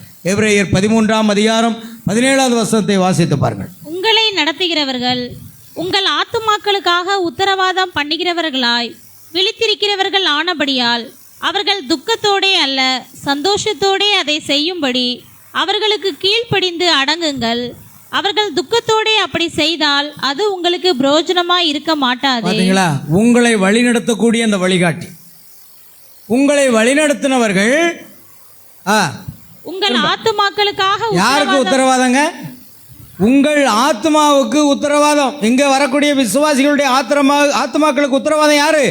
இந்த சபையினுடைய வழிகாட்டி, இந்த சபையினுடைய மேய்ப்பன். அல்லேலூயா. அவர்கள் உங்கள் வழிகாட்டியாகிய அந்த மேய்ப்பன் உங்கள் ஆத்மாக்களுக்கு உத்தரவாதம் உள்ளவராக இருக்கிறபடினால் அவர்கள் துக்கத்தோடே அல்ல ஊழியக்காரனை துக்கப்படுத்துறாதீங்க. நான் விசுவாசியா வாழ்ந்த காலத்தில் ஊழியக்காரனை சந்தோஷப்படுத்த முயற்சி பண்ணுவேன், ஒரு நாளும் துக்கப்படுத்த மாட்டேன். ஏன்னா ஊழியக்காரன் தீர்க்கதரிசி சொல்றாரு, அவன் தேவனுடைய பிரதிநிதிங்கிறார். அவன் தேவனால் நியமிக்கப்பட்ட ஒரு வழிகாட்டின்னு சொல்றார். அவன் பயிற்சி பெற்றவனாக இருக்கிறான், தேவன் அவனை பயிற்றுவிக்கிறார்னு சொல்றார். அல்லேலூயா. பாருங்க, வாழ்விலும் தாழ்விலும் நான் போதிக்கப்பட்டேங்கிறார் பவுல். நாங்கள் ஊழியத்தில் பசியாக இருந்த காலங்கள் உண்டு, திருப்தியாக சாப்பிட்ட காலமும் இருக்குது. அல்லேலூயா. எல்லாவற்றிலும் மனரம்யமாக இருக்க நாங்கள் கற்றுக்கொண்டோம். 4 நாள் சாப்பாடு இல்லைன்னா எங்களுக்கு அது ஒரு பிரச்சனை கிடையாது. அக்கா மூலையில் உட்காந்து அழுதுகிட்டு இருக்க மாட்டோம். ஆமென். அல்லேலூயா. ஏன்னா அப்படி நாங்கள் பயிற்றுவிக்கப்பட்டோம். நீங்கள் ஆசீர்வாதம் வந்தால் தேவனுக்கு மகிமை, ஆசீர்வாதம் போயிட்டுன்னா மூஞ்ச பார்த்தாலே அவ்வளோதான், இஞ்சி தூண குரங்கு மாதிரி இருக்கும். ஆசீர்வாதம் வந்தால் பல்லு, வாயெல்லாம் பல்லு, இல்லைன்னா பல்லெல்லாம் வாய். ஆமென். ஆனால் ஆசீர்வாதம் வரல, தோல்விக்கு மேலே தோல்வி வந்தோன்னா எப்படி இருக்கும் முகத்தை பார்த்தா? என்னமோ அந்த காலத்தில் பழமொழி சொல்லுவாங்க, இஞ்சி தின்ன குரங்கு இஞ்சி தின்னுமோ என்னமோ எனக்கு தெரியல. ஆனால் குரங்கு இஞ்சியை சாப்பிட்டா அந்த முகம் எப்படி இருக்கும்? அதே போல தான் இருக்குன்னு சொல்லி இஞ்சி தின்ன குரங்க போல சிலருடைய முகம் இருக்கும். அல்லேலூயா. அது சொல்லுவாங்க, பழமொழி பெரியவங்க சொல்லுவாங்க, மூஞ்ச பாரு இஞ்சி தின்ன குரங்கு மாதிரி இருக்குது அப்படின்னு சொல்லுவாங்க. கத்திர சதம் எங்கேயாவது நம்ம டூர் போனோம்னா குரங்கு கொஞ்சம் இஞ்சியை போட்டு பார்க்கணும். அது திங்கும் போது அவன் முகம் எப்படி இருக்குன்னு பார்க்கணும். குற்றாலத்தில் குரங்கு நிறைய வரும், கொஞ்சம் ஒரு 1/2 கிலோ இஞ்சி வாங்கி வச்சுடுங்க எல்லாரும். அங்கே போய் நம்ம கொடுத்து பார்ப்போம். ஏன்னா இஞ்சி தின்ன குரங்கு மாதிரி இருக்குன்னு சொல்கிறாங்களா? இப்போ நிறைய விசுவாசிகளுடைய முகமே இஞ்சி தின்ன குரங்கு மாதிரி இருக்குது. அப்போ இஞ்சி தின்னா அந்த குரங்கு முகம் எப்படி இருக்குன்னு நம்ம கண்டுபிடிச்சிருவோம். எல்லாம் இஞ்சியை ரெடி பண்ணி வச்சுடுங்க. அல்லேலூயா. கவனிங்க. ஆகையால் உங்களை நடத்துகிறவர்கள் உங்கள் ஆத்மாவுக்கு உத்தரவாதம் உள்ளவர்களாக இருக்கிறபடினால் அவர்கள் துக்கத்தோடு அல்ல சந்தோஷத்தோடு உங்களை நடத்தணுமா? ஆமென். ஊழியக்காரனை துக்கப்படுத்தி நீ ஆசீர்வாதத்தை பெற முடியாது. ஊழியக்காரனை எப்பொழுதும் சந்தோஷப்படுத்தணும். ஏன்னா காரணம், அவன் தேவனால் அழைக்கப்பட்டவன், தேவனால் அனுப்பப்பட்டவன். அல்லேலூயா. அவனுக்கு வாழ்ந்திருக்கவும் தெரியும், தாழ்ந்திருக்கவும் தெரியும். காணிக்கை வந்தாலும் சந்தோஷம் தான், வரட்டாலும் சந்தோஷம் தான். ஆமென். அக்கா காணிக்கைக்காக பிச்சை எடுக்கிற நிலை ஒரு ஊழியக்காரனுக்கு வரவே வராது. அன்று தாவீது சொல்லுகிறான், நான் இளைஞனாக இருந்தேன், முதிர் வயதுமானேன், ஆனால் நீதிமான்கள் அப்பத்துக்காக இறந்து திரிந்ததை நான் காணவே இல்லைங்கிறான். நீங்கள் நீதிமானாக இருந்தாலும் சரி, நான் வாலிபனாக இருந்ததுலேருந்து முதிர் வயது ஆனதுலேருந்து பார்க்குறேன், ஒரு நீதிமான் தன்னுடைய சாப்பாட்டுக்காக பிச்சை எடுத்ததை என்ன செய்யலை நான் பார்த்ததே இல்லைங்கிறார். அல்லேலூயா. அதுதான் காரியம். தேவனுக்கு மகிமை உண்டாகட்டும். ஆகையால் உங்களை நடத்துகிறவர்கள் ஆத்மாக்கு நீங்கள் துக்கத்தோடு அல்ல சந்தோஷத்தோடு உங்களை நடத்தும்படிக்கு அவர்களுக்கு கீழ்ப்படிந்து அடங்குங்கள். அவர்களுக்கு கீழ்ப்படிந்து முதல்ல அடங்கணும். இந்த சபைக்கு ஒரு மேய்ப்பன் இருக்காங்களா, மேய்ப்பன் சொல்கிறபடி நடக்கணும். மேய்ப்பன் தவறுகளை சுட்டி காட்டுறாரா, நீங்கள் ஒப்புரவாகணும். நீங்கள் அவனுக்கு முதல்ல ஊழியக்காரனுக்கு என்ன செய்யணும்? கீழ்ப்படியணும். கீழ்ப்படுகிறது மாற்றமில்லை, கீழ்ப்படிந்து அடங்கி இருக்கணும். ஏற்ற காலத்தில் தேவன் உங்களை உயர்த்தும்படிக்கு அவருடைய பலத்த கரத்துக்குள் என்ன செய்யுங்க? அடங்கி இருங்கள்னு ஒரு வசனம் இருக்கு. நம்ம அடங்கி இருந்தால் ஏற்ற காலத்தில் அவர் உயர்த்துவார். நாம் மேய்ப்பனுக்கு அடங்கி இருக்க வேண்டும் என்று வேத வசனம் சொல்கிறது. அல்லேலூயா. நான் அதை கட்டாயமாக சொல்லலை, அது அப்போஸ்தலன் பவுல் மூலமாக தேவன் சொன்ன வார்த்தை. அவர்கள் அடங்கி இருக்க வேண்டும். அவர்கள் துக்கத்தோடே அப்படி செய்தால் அது உங்களுக்கு பிரயோஜனமாக இருக்க மாட்டாது. ஊழியக்காரன் துக்கத்தோடு செய்தால் உங்களுக்கு பிரயோஜனமாக இருக்க மாட்டாதே. எங்களுக்காக வேண்டிக் கொள்ளுங்கள். போதும் போதும். ஆகையால் பழைய ஏற்பாட்டின் காலத்தில் தேவன் தீர்க்கதரிசிகளை அனுப்பினார். அவர்கள் வழிகாட்டிகளாக இருந்தனர். ஏனெனில் தேவனுடைய வார்த்தை தீர்க்கதரிசிகளிடம் வந்தது. அவர்கள் வழிகாட்டிகள். சென்ற இரவு நாம் ஏசாயா, உசியா இவர்களை குறித்து சிந்தித்தோமே, அதுபோன்று அவர்கள் ஜனங்களுக்கு போதனை செய்தனர். அவர்கள் ஜனங்களுக்கு போதனை செய்து அவர்களை வழிநடத்தினர். ஆமென். எல்லா தீர்க்கதரிசிகள் தேவன் ஒவ்வொரு காலத்திலும் தீர்க்கதரிசியை அனுப்பிக்கிட்டே இருக்கார், வழிகாட்டிகளை அனுப்பிக்கிட்டே இருக்கிறார். ஆமென். நான் உங்களுக்கு என் இருதயத்துக்கு ஏற்ற மேய்ப்பர்களை கொடுத்தேன். அவர்கள் உங்களை அறிவோடும். எத்தனை? எரேமியாவா ஏசாயாவா? அந்த வசனம் யாருக்கு தெரியும்? நான் உங்களுக்கு உங்கள் இருதயத்துக்கு ஏற்ற மேய்ப்பன் அல்ல, என் இருதயத்துக்கு ஏற்ற மேய்ப்பனை தான் நான் கொடுப்பேங்கிறார். இந்த வசனம் அருமையான ஒரு வசனம். யாராவது எடுத்துருந்தா வாசிக்கலாம், பார்க்கலாம். நான் உங்களுக்கு என் இருதயத்துக்கு ஏற்ற மேய்ப்பர்களை கொடுப்பேன். அவர்கள் உங்களை அறிவோடும் புத்தியோடும் நடத்துவார்கள். தெரிஞ்சா வாசிங்க, இல்லையா? சரி, கவனிங்க. ஆகையால் அவர்கள் சரியாக ஜனங்களை வழிநடத்தினர். தேவன் எல்லா காலங்களிலும் தமது வழிகாட்டிகளை அனுப்பியிருக்கிறார். காலங்கள் தோறும் அவர் வழிகாட்டிகளை அனுப்பாமல் இருந்ததில்லை. எல்லா காலங்களிலும் தேவன் தமது பிரதிநிதியாக யாரையாவது ஒருவரை பூமியில் எல்லா காலங்களிலும் வைத்திருந்தார். ஆமென். அல்லேலூயா. வழிகாட்டி இந்த காலத்துக்கென்று தேவனால் அனுப்பப்பட்ட தீர்க்கதரிசி வில்லியம் பிரணாம் தான் மணவாட்டிக்குரிய வழிகாட்டி. இன்னைக்கு ஸ்தாபனங்கள் அதை விட்டு அகன்று செல்ல விட்டன. இந்த வழிகாட்டி அவர்கள் அறியலை. ஆமென். ஆனால் தேவன் நமக்கு கொடுத்த வழிகாட்டியை நாம் அறிந்திருக்கிறோம். அந்த வழிகாட்டி சரியாக நம்ம நடத்தி கொண்டிருக்கிறார். அல்லேலூயா. கர்த்தருக்கு ஸ்தோத்திரம். ஆகையால் சில சமயங்கள் ஜனங்கள் வழிகாட்டியை விட்டு அகன்று சென்றனர். இயேசு இவ்வுலகில் இருந்தபோது அவர் பரிசேயர்களை குருட்டு வழிகாட்டிகள் என்று அழைத்தது ஞாபகம் உள்ளதா? குருட்டு வழிகாட்டிகள். குருடனுக்கு குருடன் வழிகாட்டினால் இருவரும் குழியில் விழுவார்களே. ஆவிக்குரிய விஷயங்களுக்கு அவர்கள் குருடர்கள். அவர்கள் ஜனங்களை ரட்சிப்புக்குள் வழிநடத்த வேண்டியவர்கள். ஆனால் இயேசுவோ அவர்களை பார்த்து நீங்கள் குருடர்கள் என்றார். அவர்களை விட்டு விடுங்கள், அவர்கள் குருடருக்கு வழிகாட்டுகிற குருடர்களாக இருக்கிறார். இந்த காலத்துக்குரிய செய்தியை விட்டு இந்த காலத்துக்குரிய வழிகாட்டியை அறியாமல் நீங்கள் ஏதோ ஒரு சபை நடத்தி கொண்டிருக்கிறீர்கள், ஏதோ ஒரு ஸ்தாபனத்தை நடத்தி கொண்டிருக்கிறீர்கள். நீங்கள் குருடருக்கு வழிகாட்டுகிற குருடர்கள் என்று இயேசு சொன்ன வாக்கை நிறைவேற்றுகிறார். புரிகிறதா? குருடருக்கு வழிகாட்டுகிற குருடர்கள். குருடனுக்கு குருடர் வழிகாட்டினால் இருவரும் குழியில் விழுவார்கள். மத்தேயு 15:14 குருட்டு வழிகாட்டிகள், குருடர்கள் வழிகாட்டுவதனால் இவ்வுலகம் எவ்வளவு கரைபட்டுள்ளது. உங்கள் சுயபுத்தியின் மேல் நீங்கள் சாய்வதை அவர்கள் விரும்புவதில்லை.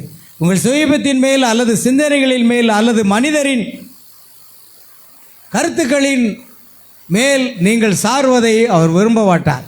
தேவன் ஒரு வழிகாட்டியை அனுப்புகிறார். அது அவர் நியமித்த வழிகாட்டி என்பதை நீங்கள் நினைவு கூற வேண்டும் என்று அவர் விரும்புகிறார். ஆமென். ஆகையால் பிரியமானவர்களை நாம் இதோடு நிறுத்திக் கொள்வோம். அடுத்த வாரம் நாம் கர்த்தர் சித்தமானால் நாம் இந்த செய்தியை தொடர்ந்து பார்ப்போம். ஆகையால் தேவன் ஒரு வழிகாட்டியை அனுப்புகிறார். அது அவர்கள் நியமித்த வழிகாட்டி என்பதை நீங்கள் நினைவு கூற வேண்டும் என்று விரும்புகிறார். நான் சொன்ன வசனத்தை பார்த்து விட்டீர்களா? எரேமியா 3:15 பாருங்கள். எனக்கு எரேமியா என்று நியமம் வந்தது, ஆனால் வசனம் மறந்து விட்டது. எரேமியா 3:15 வாசித்து விடுங்க. உங்களுக்கு என் இருதயத்துக்கு ஏற்ற மேய்ப்பர்களை பாருங்க, நல்லா கவனிக்கணும். உங்களுக்கு என் இருதயத்துக்கு அவருடைய இருதயத்துக்கு, உங்கள் இருதயத்துக்கு ஏற்ற மேய்ப்பர்களை கர்த்தர் கொடுக்க மாட்டார். உங்கள் இருதயத்துக்கு ஏற்ற மேய்ப்பர்னா இங்கே இருக்கிற அத்தனை பேருக்கும் வெவ்வேறு இருதயம்லாம் இருக்குது. இங்கே ஒரு மாதிரி இருக்குது, அங்கே ஒரு மாதிரி இருக்குது, இங்கே யாருக்கு விட, அப்போ ஒவ்வொருவருக்கும் ஒரு மேய்ப்பரை கொடுத்தாகணும். ஆனால் தேவன் சொல்கிறார், உங்களுக்கு என் இருதயத்துக்கு ஏற்ற மேய்ப்பர்களை கொடுப்பேன், அவர்கள் உங்களை அறிவோடும் புத்தியோடும் அவர்கள் உங்களை அறிவோடும் புத்தியோடும் மேய்ப்பார்கள். அறிவோடும் புத்தியோடும் நடக்கணும், சரியான வழிகாட்டியின்படி நடக்கணும்னா மேய்ப்பனுடைய வார்த்தைக்கு கீழ்ப்படிந்து நடங்க. அது உங்களுக்கு ஆசீர்வாதமாக இருக்கும். அந்த மேய்ப்பன் போதிக்கப்பட்டிருக்கிறான், அனுபவம் மிக்கவன், சத்தியத்தை அறிந்திருக்கிறான், உங்களை பரலோக ராஜ்யத்துக்கு கொண்டு செல்வான். கர்த்தர் உங்களை ஆசீர்வதிப்பாராக. தொடர்ந்து இந்த செய்தியை வேறொரு நாள் நாம் பார்க்கலாம். யாவர் எழுந்து நிற்போம்.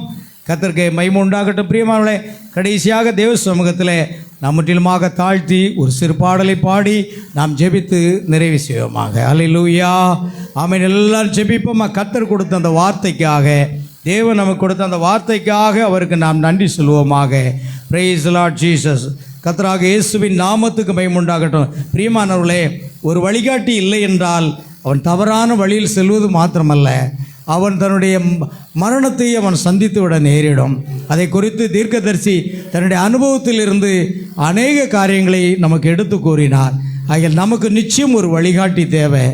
தேவன் இந்த காலத்துக்கென்று அனுப்பப்பட்ட தீர்க்கதரிசியை வழிகாட்டியாக தந்தது மாத்திரமல்ல, இன்றைக்கு ஒரு சிறு குழுவாக நாம் இருக்கிறோம். இந்த சிறு குழுவை வழிநடத்துவதற்கு கர்த்தர் அடியேனை இங்கு வைத்திருக்கிறார். ஆகையால் உங்களை நடத்துகிறவர்கள் உங்கள் ஆத்மாவுக்கு உத்தரவாதம் உள்ளவர்களாக இருக்கிறபடினால் அவர்கள் துக்கத்தோடு அல்ல, சந்தோஷத்தோடு உங்களை நடத்தும்படிக்கு அவர்களுக்கு கீழ்ப்படிந்து அடங்கியிருங்கள் என்று வேதம் சொல்கிறது. அவர்கள் அறிவோடும் புத்தியோடும் நடத்துவார்கள் என்று எரேமியா 3:15 சொல்லுகிறது. அப்படி நாம் செல்லும் பொழுது நிச்சயமாக சரியான பாதையில் நாம் வழிநடத்தப்படுவோம். பரிசுத்த ஆவியானவர், வழிநடத்தக்கூடிய ஆவியானவர் நம்மோடு இருக்கிறார், நம்மை நிச்சயமாக வழிநடத்துவார். கடைசியாக நாம் ஒரு பாடலை பாடப் போகிறோம். பிரியமானவர்களே, கர்த்தருக்கே மகிமை உண்டாகட்டும். Price the Lord Jesus.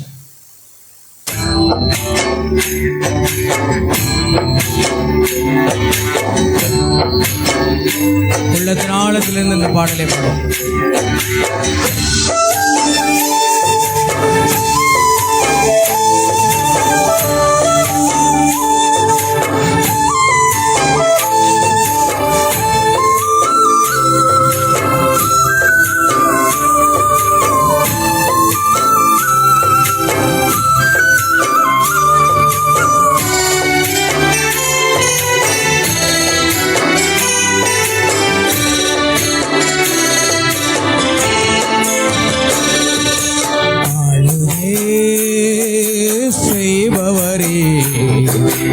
ஆட்கொண்டு என்னை நடத்தும் ஐயா, ஆளுகை செய்பவரே, ஆட்கொண்டு என்னை நடத்தும் ஐயா.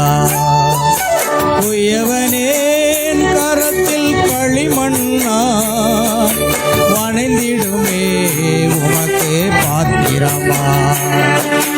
உயவனேன் கரத்தில் களிமண்ணா வணைந்திடுமே உமக்கு பாத்திரமா. என்னை வணைந்திடுமே உமக்கு பாத்திரமா. ஆளுகை செய்பவரே, ஆட்கொண்டு என்னை நடத்தும் ஐயா.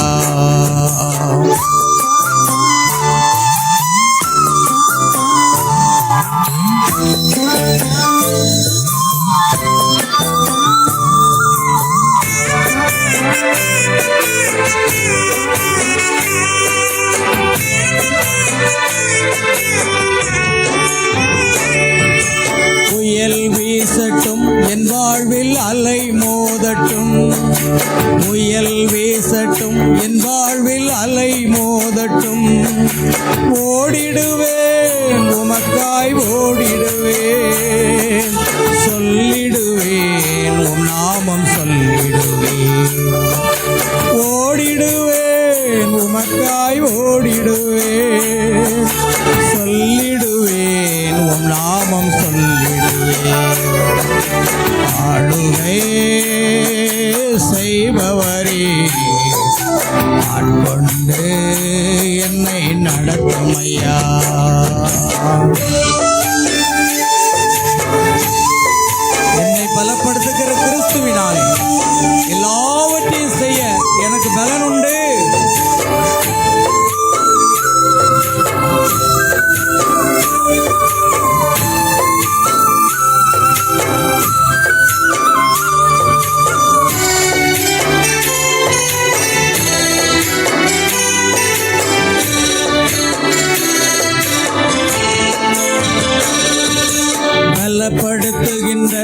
எந்தன் கிறிஸ்துவினாலே, பலப்படுத்துகின்ற எந்தன் கிறிஸ்துவினாலே ஜெயம் எடுப்பேன், எதிலும் ஜெயம் எடுப்பேன், முறியடிப்பேன், சாத்தானை முறியடிப்பேன், ஜெயம் எடுப்பேன், எதிலும் ஜெயம் எடுப்பேன், முறியடிப்பேன், சாத்தானை முறியடிப்பேன்.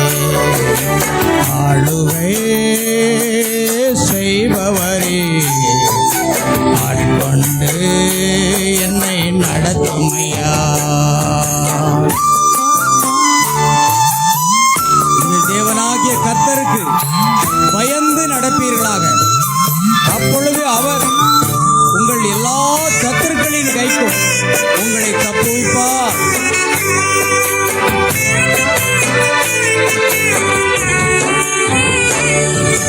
கர்த்தருக்கு பயந்து நான் நடக்கும் போதெல்லாம், கர்த்தருக்கு பயந்து நான் நடக்கும் போதெல்லாம் உயர்த்துகின்றார், என்னை உயர்த்துகின்றார், உயர்வில் என்னை நிறுத்துகின்றார், உயர்த்துகின்றார், என்னை உயர்த்துகின்றார், உயர்வில் என்னை நிறுத்துகின்றார். ஆளுகை செய்பவரே, ஆட்கொண்டு என்னை நடத்துமையா. ஆளுகை செய்பவரே, ஆட்கொண்டு என்னை நடத்துமையா. குயவனேன் கரத்தில் களிமண்ணான், வணிந்திடுமே உமக்கே பாத்திரமா. குயவனேன் கரத்தில் களிமண்ணான், வணிந்திடுமே உமக்கே பாத்திரமா. என்னை வணிந்திடுமே உமக்கே பாத்திரமா. ஆளுகை செய்பவரே, ஆட்கொண்டு என்னை நடத்துமையா. ஹல்லேலூயா. நம் கரங்களை தட்டி கர்த்தரை மகிமைப்படுத்துவோமா. நம்மை அழுகை செய்கிற ஆவியானவர் நம்மை ஆட்கொண்டிருக்கிறார். என்னை ஆட்கொண்டவரும் என்னை நடத்துகிறவரும் ஆகிய பரிசுத்த ஆவியானவர் அவர்தான் என்னை நடத்துகிறார். அவர்தான் என்னை நிச்சயமாக நடத்தி கொண்டிருக்கிறார். ஓ, அவர் செம்மையான பாதையில் என்னை நடத்துவார். அவர் என்னை சரியான வழிகாட்டியாக இருந்து என்னை நடத்துகிறார். பரிசுத்த ஆவியானவர் தான் நம்முடைய சிறந்த வழிகாட்டியாக இருக்கிறார். ஆம் ஆண்டவரே, நீர் எங்களை அற்புதமாக வழிநடத்தி கொண்டிருக்கிறேன். உம்முடைய பாதையில் வழிநடத்தி கொண்டிருக்கிறேன். உம்முடைய சத்தியத்தில் வழிநடத்தி கொண்டிருக்கிறேன். சத்திய ஆவியான அவர் வரும்பொழுது சகல சத்தியத்தில் வழிநடத்துவார் என்று சொன்ன வார்த்தையின்படி சத்திய ஆவியானவர் ஆண்டவரே, பாவத்தை குறித்தும் நீதியை குறித்தும் நியாய தீர்ப்பை குறித்தும் எங்கள் குறைகளை குறித்தும் எங்கள் ஆண்டவரே பாவங்களை குறித்தும் எங்களை உணர்த்தி ஆண்டவரே எங்களை செம்மையான பாதையில் வழிநடத்துவதற்காக ஸ்தோத்திரம் உண்டாகட்டும். அப்பா, அன்பின் பரலோக பிதாவே, கர்த்தரும் இரட்சகருமாக இயேசு கிறிஸ்துவை நன்றியோடு துதிக்கிறப்பா. ஆசீர்வதிக்கப்பட்ட அந்த அருமையான கால வேளையிலும் இந்த பகல் வேளையிலும் உம்முடைய பாதத்தில் வந்து உம்மை துதித்து உம்மை பாடி உம்மை ஆராதித்து மகிமைப்படுத்தும்படியாக தேவன் தந்த கிருபைக்காக நன்றி செலுத்துகிறோம். ஆம் கர்த்தாவே, இந்த நாளிலும் கர்த்தாவே ஸ்தோத்திரம். எங்களுக்கு ஒரு வழிகாட்டி தேவை, ஒரு உண்மையான வழிகாட்டி தேவை ஆண்டவரே. இன்னைக்கு அநேக ஜனங்கள், அநேக போதகர்கள் ஜனங்களை தவறாக வழிநடத்தி கொண்டிருக்கிறார்கள். அவர்கள் தவறான வழிகாட்டிகளாக இருக்கிறார்கள். ஆனால் கர்த்தர் ஒரு உண்மையான வழிகாட்டியை எங்களுக்கு அனுப்பி இருக்கிறீர் ஆண்டவரே. இந்த காலத்துக்குரிய செய்தியை கொண்டு வந்த அந்த தீர்க்கதரிசியுடைய செய்தி தான் சரியான வழிகாட்டியாக இருக்கிறது. அந்த செய்திக்கு புறம்பாக எது இருந்தாலும் ஆண்டவரே, அது எங்களை தவறாக வழிகாட்டி கொண்டு போய்விடும். ஆகையால் எங்களுக்கு எந்த மனிதரும் வேண்டாம் ஆண்டவரே. தீர்க்கதரிசி பிரணாமுக்கு பிற்பாடு மனுஷகுமாரனாக தம்மை வெளிப்படுத்தி பரிசுத்த ஆவியானவர் ஒரு சிறந்த வழிகாட்டியாக இருந்து எங்களை வழிநடத்தி கொண்டிருக்கிற தயவுக்காக நன்றி செலுத்துகிறோம். ஆம் கர்த்தாவே, நாங்கள் இந்த வேதத்தின் பகுதியை நாங்கள் ஒரு சிறு பாகத்தை மாத்திரமே தியானிக்க முடிந்தது. இன்னொரு நாள் அதன் மீது பகுதியை நாங்கள் தியானிக்கும்படி கர்த்தர் கிருபை செய்யும்படி ஜெபிக்கிறோம். இந்த செய்தியை கேட்ட தேவனுடைய பிள்ளைகள் இந்த செய்தியை உணர்ந்து பரிசுத்த ஆவியானவர் நம்மை வழிநடத்துகிறாரா அல்லது வேறு ஏதாவது ஆவி வழிநடத்துகிறதா என்பதை ஆராய்ந்து பார்க்க கிருபை செய்யுங்க. பரிசுத்த ஆவி இருப்பது உண்மையானால் ஆவியினுடைய கனிகள் அங்கு காணப்படும் என்று வேதம். அவர்களுடைய கனிகளினாலே அவர்களை அறிவீர்கள் என்று சொன்னீர் ஆண்டவரே. அப்படியாக ஆவிக்குரிய கனிகள் எங்களுக்குள் காணப்படட்டும். தேவனுடைய அந்த சுபாவங்கள் எங்களுக்குள் காணப்பட்டோம். ஒரு பரிபூர்ண விசுவாசியாக நாங்கள் வளர்ச்சி அடைந்தவர்களாக காணப்படுவோம். பரிசுத்த ஆவி எங்களை முத்திரை போடுவோம். தேவன் கிருபை செய்ய வேண்டுமா ஜெபிக்கிறோம். செய்தியை கேட்ட ஒவ்வொரு சகோதர சகோதரிகளை ஆசீர்வதியும். நேரடி ஒளிபரப்பில் இணைந்திருந்த தேவனுடைய பிள்ளைகளை ஆசீர்வதியும். இன்னும் இந்த செய்தியை முகநூல் வழியாக ஆண்டவர் யூடியூப் வழியாக கேட்க போகிற தேவனுடைய பிள்ளைகள் ஒவ்வொருவரும் ஆசீர்வதிக்கப்படுபவர்களாக சகல துதி கன மகிமை யாவற்றையும் உமக்கு செலுத்துகிறோம். கர்த்தராகிய இயேசு கிறிஸ்துவின் நாமத்தில் கேட்கிறோம் பிதாவே, ஆமென். என் ஆத்மாவே கர்த்தரை ஸ்தோத்திரி, என் முழு உள்ளமே அவருடைய பரிசுத்த நாமத்தை ஸ்தோத்திரி. என் ஆத்மாவே கர்த்தரை ஸ்தோத்திரி, கர்த்தர் செய்த சகல உபகாரங்களையும் மறவாதே, ஆமென். நம்முடைய கர்த்தராகிய இயேசு கிறிஸ்துவினுடைய கிருபையும் தேவனுடைய அன்பும் பரிசுத்த ஆவியினுடைய ஐக்கியமும் சந்தோஷமும் சமாதானமும் சுகமும் பலமும் ஆசீர்வாதங்களும் நம் அனைவரோடும் நம் குடும்பத்தார் அனைவரோடும் சகல பரிசுத்தவான்கள் அனைவரோடும் இன்றும் என்றும் சதா காலமும் நிலைத்திருப்பதாக. ஹல்லேலூயா, பிரைஸ் தி லார்ட். கர்த்தராகிய இயேசு கிறிஸ்து உங்கள் ஒவ்வொருவரையும் ஆசீர்வதிப்பார். God bless you. God bless you.